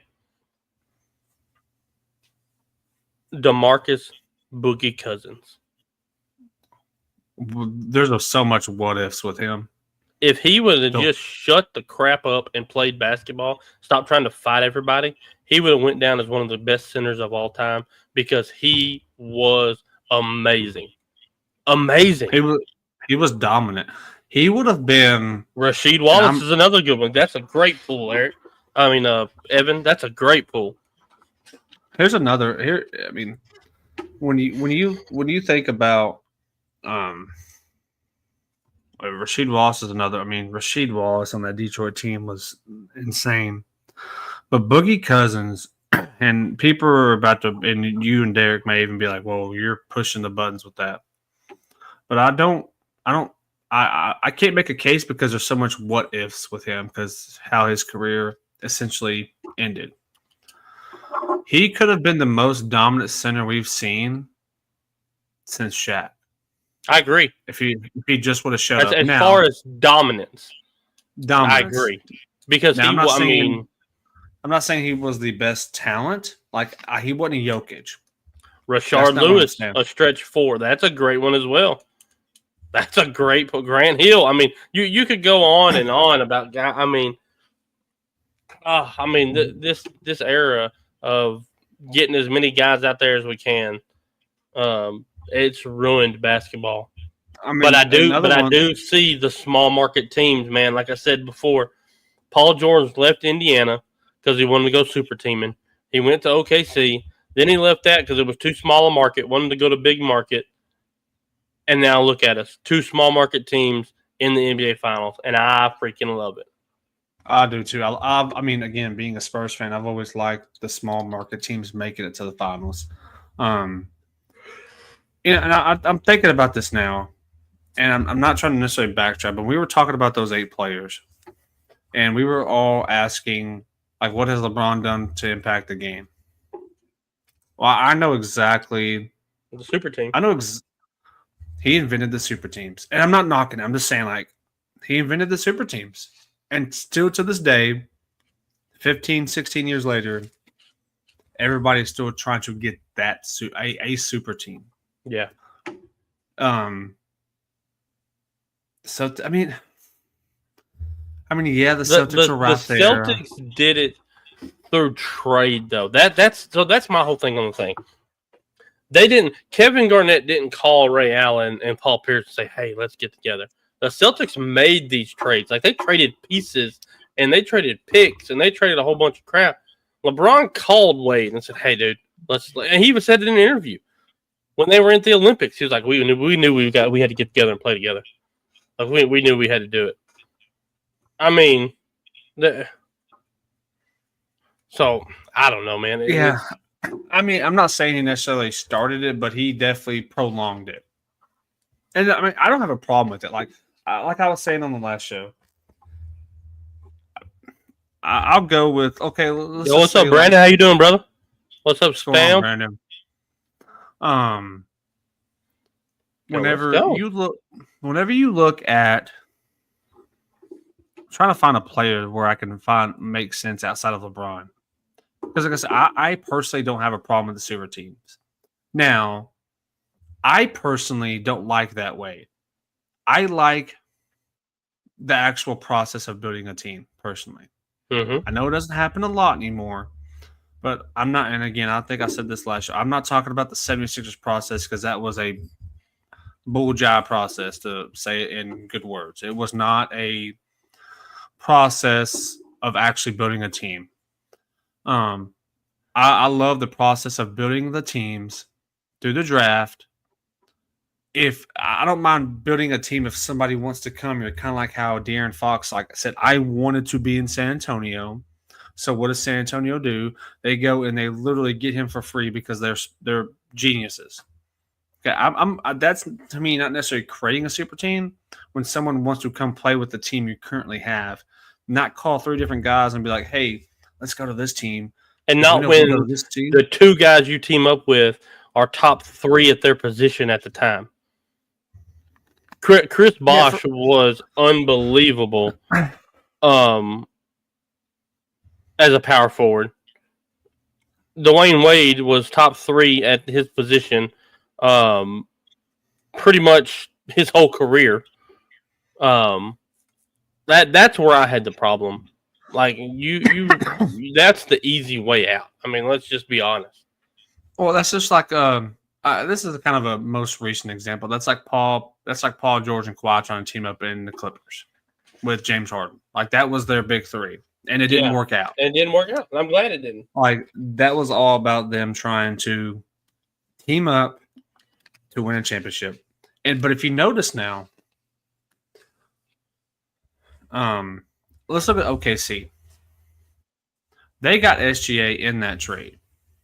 They got For Paul Jalen George. Williams in that trade as well. They got 27 Gotcha. first-round picks in that trade. I mean, They got that team through free agency and building the team. That's you get what you get from the trade. I guarantee you, if the Clippers, if they would have realized what they were getting with SGA at that time, do you think they trade him? I agree. There's no way. You don't trade him. Do you think if they realized they were getting what they were getting, they ain't trading them guys? They were just so young in the NBA, and they were just trying to build the super team. That's why I don't like the building of super teams, because sometimes putting too many stars on one team can actually hurt you. Phoenix Suns is a prime example. You have one of the best shooters and best shooting guards in the league. You arguably have one of the best small forwards, power forwards, and Kevin Durant, however you want to label him.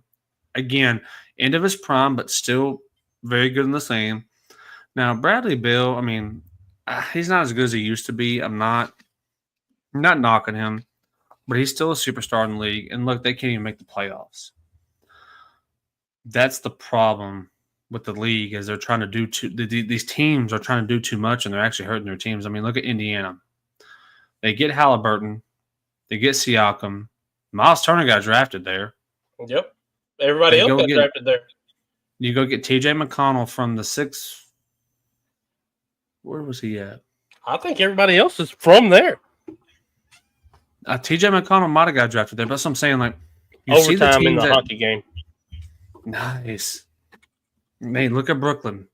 That was that was never going to work. Both times. I'm talking about the Kyrie and James Harden, and then you talk about the Paul Pierce and the Kevin. It was everyone saw what was going on. They're like, man, if we could just build this team, man, you can't do it. I'm not saying you can't do it, but it's just not the same as it was during that time. You actually have to build a team, because it's not just about your starters or your starting five. It's about your role players. Yeah. And that's kind of my take on that. But and KD, I feel bad. And in some kind of way, when it comes to KD, it's always going to be, what if he never joins the Warriors? Or what if he stays in OK? It's so much what ifs with him. The thing that's always going to hurt his career is, does he ever win one without going to Golden State? No. That's my thing. Does he ever win one if he never goes to Golden State? I don't think so. It's no knock to Kevin Durant, but when I don't know. He hadn't been able to deliver on his own, or in OKC. He couldn't bring one to OKC. He just couldn't do it. Now let's be fair.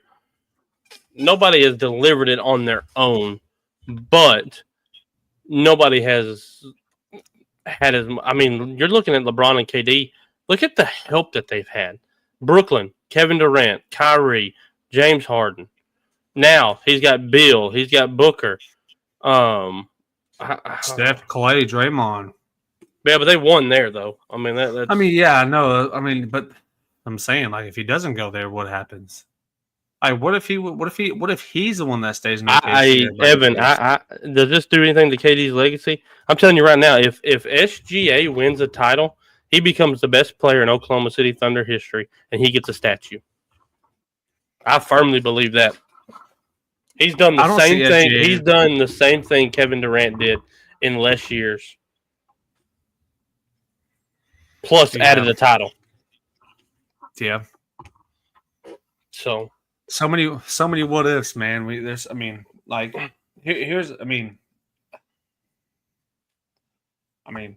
said, what if KD stays in OKC and Russ and Harden leave? What does that team look like? Does that team ever compete for another one? You'll never know. Okay, hypothetically, let's say KD was still in OKC with SGA and them. Are they a better team? Of course they are. What do you mean? But see, do they land? Do they even get SGA? Does that ever happen if they have Kevin Durant still? I don't know. Because they would have been Kevin Durant and Paul George. Would that have really worked? I don't think so. I'm sorry, but Paul George is not he's not a missing piece for a team. And I hate that because I like Paul. Indiana Paul George would have been. But Oh, yeah. he is declined for every team that he went to. Now he's still good. He's still a top player in the league, but I don't think any team is a Paul George away from a title. I think there's teams that are a Paul George away from the playoffs, but not from a title. Well, he's not really he's not that guy anymore. Yeah. I know. No, listen, listen, people are gonna call him. He's not even my favorite Indiana player of all time outside of Reggie Miller. Paul He's George not for me. I mean, I like him in Indiana. Thought he was great, but I'm gonna tell y'all what, and I think this person is still underrated as a player, and that's Danny Granger. Oh, for sure. For sure. Danny Granger was something else in Indiana. He was one of my Jermaine O'Neal. Don't forget about Jermaine O'Neal.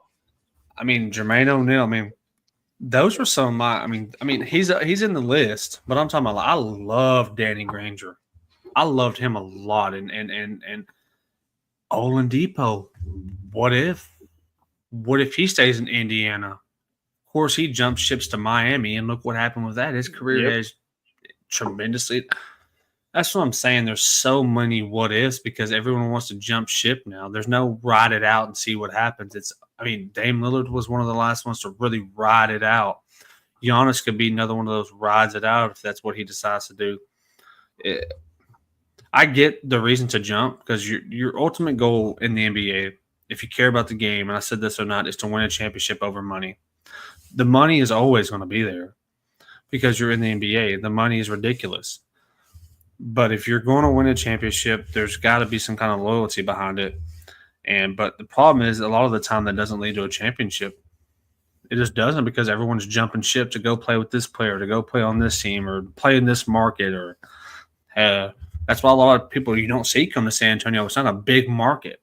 Yeah. It's a big franchise because they've won 5 championships, but no one's like, hey, I want to go play in San Antonio. Like De'Aaron Fox was the first time in a long time that wasn't drafted there. Wanted to come, yeah. That wanted to come play in San Antonio. Yep, I agree. Great show. Great conversations. I'm glad Casey popped in. Hey, I might want to do something before we get off, and I'm not worried about time because it's fine. Because I can still take care of our needs. But Evan, did you get the chance to see our little intro into to Matt coming on to the network? Did you get to see that? If you didn't, I want to play it for you because you're the one that brought her here. And if you didn't get to see that, I want to play it for you. You did not see it. All right. Well, Derek, we're going to end the show playing that right before our outro. So I'm with it. So, Derek, I know you've been working on some things. I know we're not gotten anything just major going on. Yeah, but, I've actually talk about that. I'll kind of drop those kind of while we're here. So I got I threw out some stuff here recently. Will Howard, national championship quarterback for the Pittsburgh Steelers. I've talked with him, and today I messaged Gunnar Henderson, who is the starting shortstop for the Baltimore Orioles, and he said he loves doing small podcasts. Let him get with his management team, and that he would get back to me. So that I have good kind of hopes for that. Howard, we're still waiting, just kind of what fits his schedule type stuff. This one right here, I've been working on this guy since college football season. His name is Aiden Swanson. He was the starting kicker for the Clemson Tigers. And he had a workout today and tomorrow with the Atlanta Falcons. And we're going to kind of touch base after that and see where he's at on his end. I threw out some stuff to 2 5-stars, one committed to Florida, one committed to Penn State. I've sent out some messages to a couple girls on the North Carolina lacrosse team. I sent a email out to Sam Landry, the OU starting pitcher. Nice. Yeah, so I mean, Carla Pickens, the starting pitcher for Tennessee Vols. So I'm throwing stuff out. Got a couple hits. Some people haven't said anything back yet, but that's okay. I mean, that's ain't nothing new. You know, you got to throw it out to catch something. But yeah, that's where I'm at on that. Well, so we'll see. I've reached out to 2 people within the last couple of days myself. I reached out to Tegan Cavan, the starting pitcher for the Longhorns. Okay. I haven't heard back from her yet, but I don't expect to, obviously, with them being in the World Series. So right. I'm good with that. I shot my shot. I mean, phenomenal pitcher. I mean, they're one win away from a World Series. So with that being said, I reached out to her, and I also reached out to another Longhorn on Facebook. She plays for them now, and her name is – what was it? Mia Scott? Yes. I reached out to Mia Scott as well. Oh, you did? Okay, well, I both did. of us did. I'm trying to get you some Longhorns on here, man. Like I don't just do the one side. I try to get anybody willing to come. Also, I forgot to tell you this. I forgot to tell you. That running back for Carthage, his dad messaged me back. Said his son would probably be down to come on. I sent him a link to our stuff so they could check it out. He is the number 2 all-purpose back in the state of Texas. He is the number 40 recruit in the nation for the class of 2026. So that's big. It. Yeah, that's big. That'll be pretty cool. If we can land that. Yeah, so continue hanging out with us, obviously, everybody's show. Yeah. We got things working. And again, we are fisting to be jam-packed with shows. On tonight, you have us. Let's just start. Sunday night at 7 o'clock, you have the Bearded Bros. Monday morning at 1 a.m., you have Evan, his brother Caleb. Recognized Game. You can find them on Facebook, on YouTube, on Twitter. I mean, on TikTok everything. Monday from 4:30 to 6, you're going to have the Mac Truck Show. Mac's going to come on next Monday. It'll be her first show. So we're really looking forward to that. And then that evening, we have the Crew Talk Sports, their first show underneath the network. Fast forward to Tuesday, you have Mac coming on again from 4:30 to 6. Then you've got Sorry in Advance, Sean and Scott and Ryan, our Philly guys. Back on Wednesday night, you have us. On Thursday night, you have Casey and his dad, which is just going to be William for a while. Casey's on his honeymoon. So we have a lot going. I mean, we've got 7 shows in 5 nights. I mean, that's awesome. That's awesome. Yeah. And we're excited about it. Yeah, super excited. And guys, remember, if you don't follow us, scan the QR code below. That can follow all of our Bearded Bros socials and Spotify and Apple Podcasts as well. And we appreciate everybody being here, interacting with us. William, Zach, saw some new people I haven't seen on here tonight. Brandon, Jacob, Casey, Sam Sports Multimedia Network. Appreciate it. Evan being here. All the likes on TikTok. 4.3K on TikTok. Yeah, that's huge. So we appreciate everybody being here. And with that being said, Evan, this is a just going to close it with this, right? You're going to close it and go straight to the outro? I'm going to close with this. Evan, this is for you, so please be watching because I wanted to show you this because I didn't know if you'd seen it. This is thanks to you for leading Mac our way, and we're super excited to have her on and what she brings to our network. And so with that, we're going to play this right into our intro. Everyone have a good evening, and we'll see y'all on Tune in tomorrow for Mr. William. Tune in tomorrow for Mr. William. Everybody have a good night. All right, buddy. On the Mac Truck Sports Podcast, we dive deep, talking ball games from NFL to the NBA elite athletes, talking coaches, strategizing. Every episode, we bring you the latest.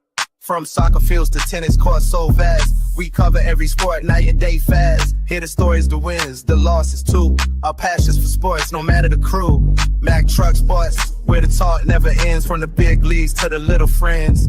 Get ready for the ride, we're just getting started. Mac Truck Sports, let's make this a journey.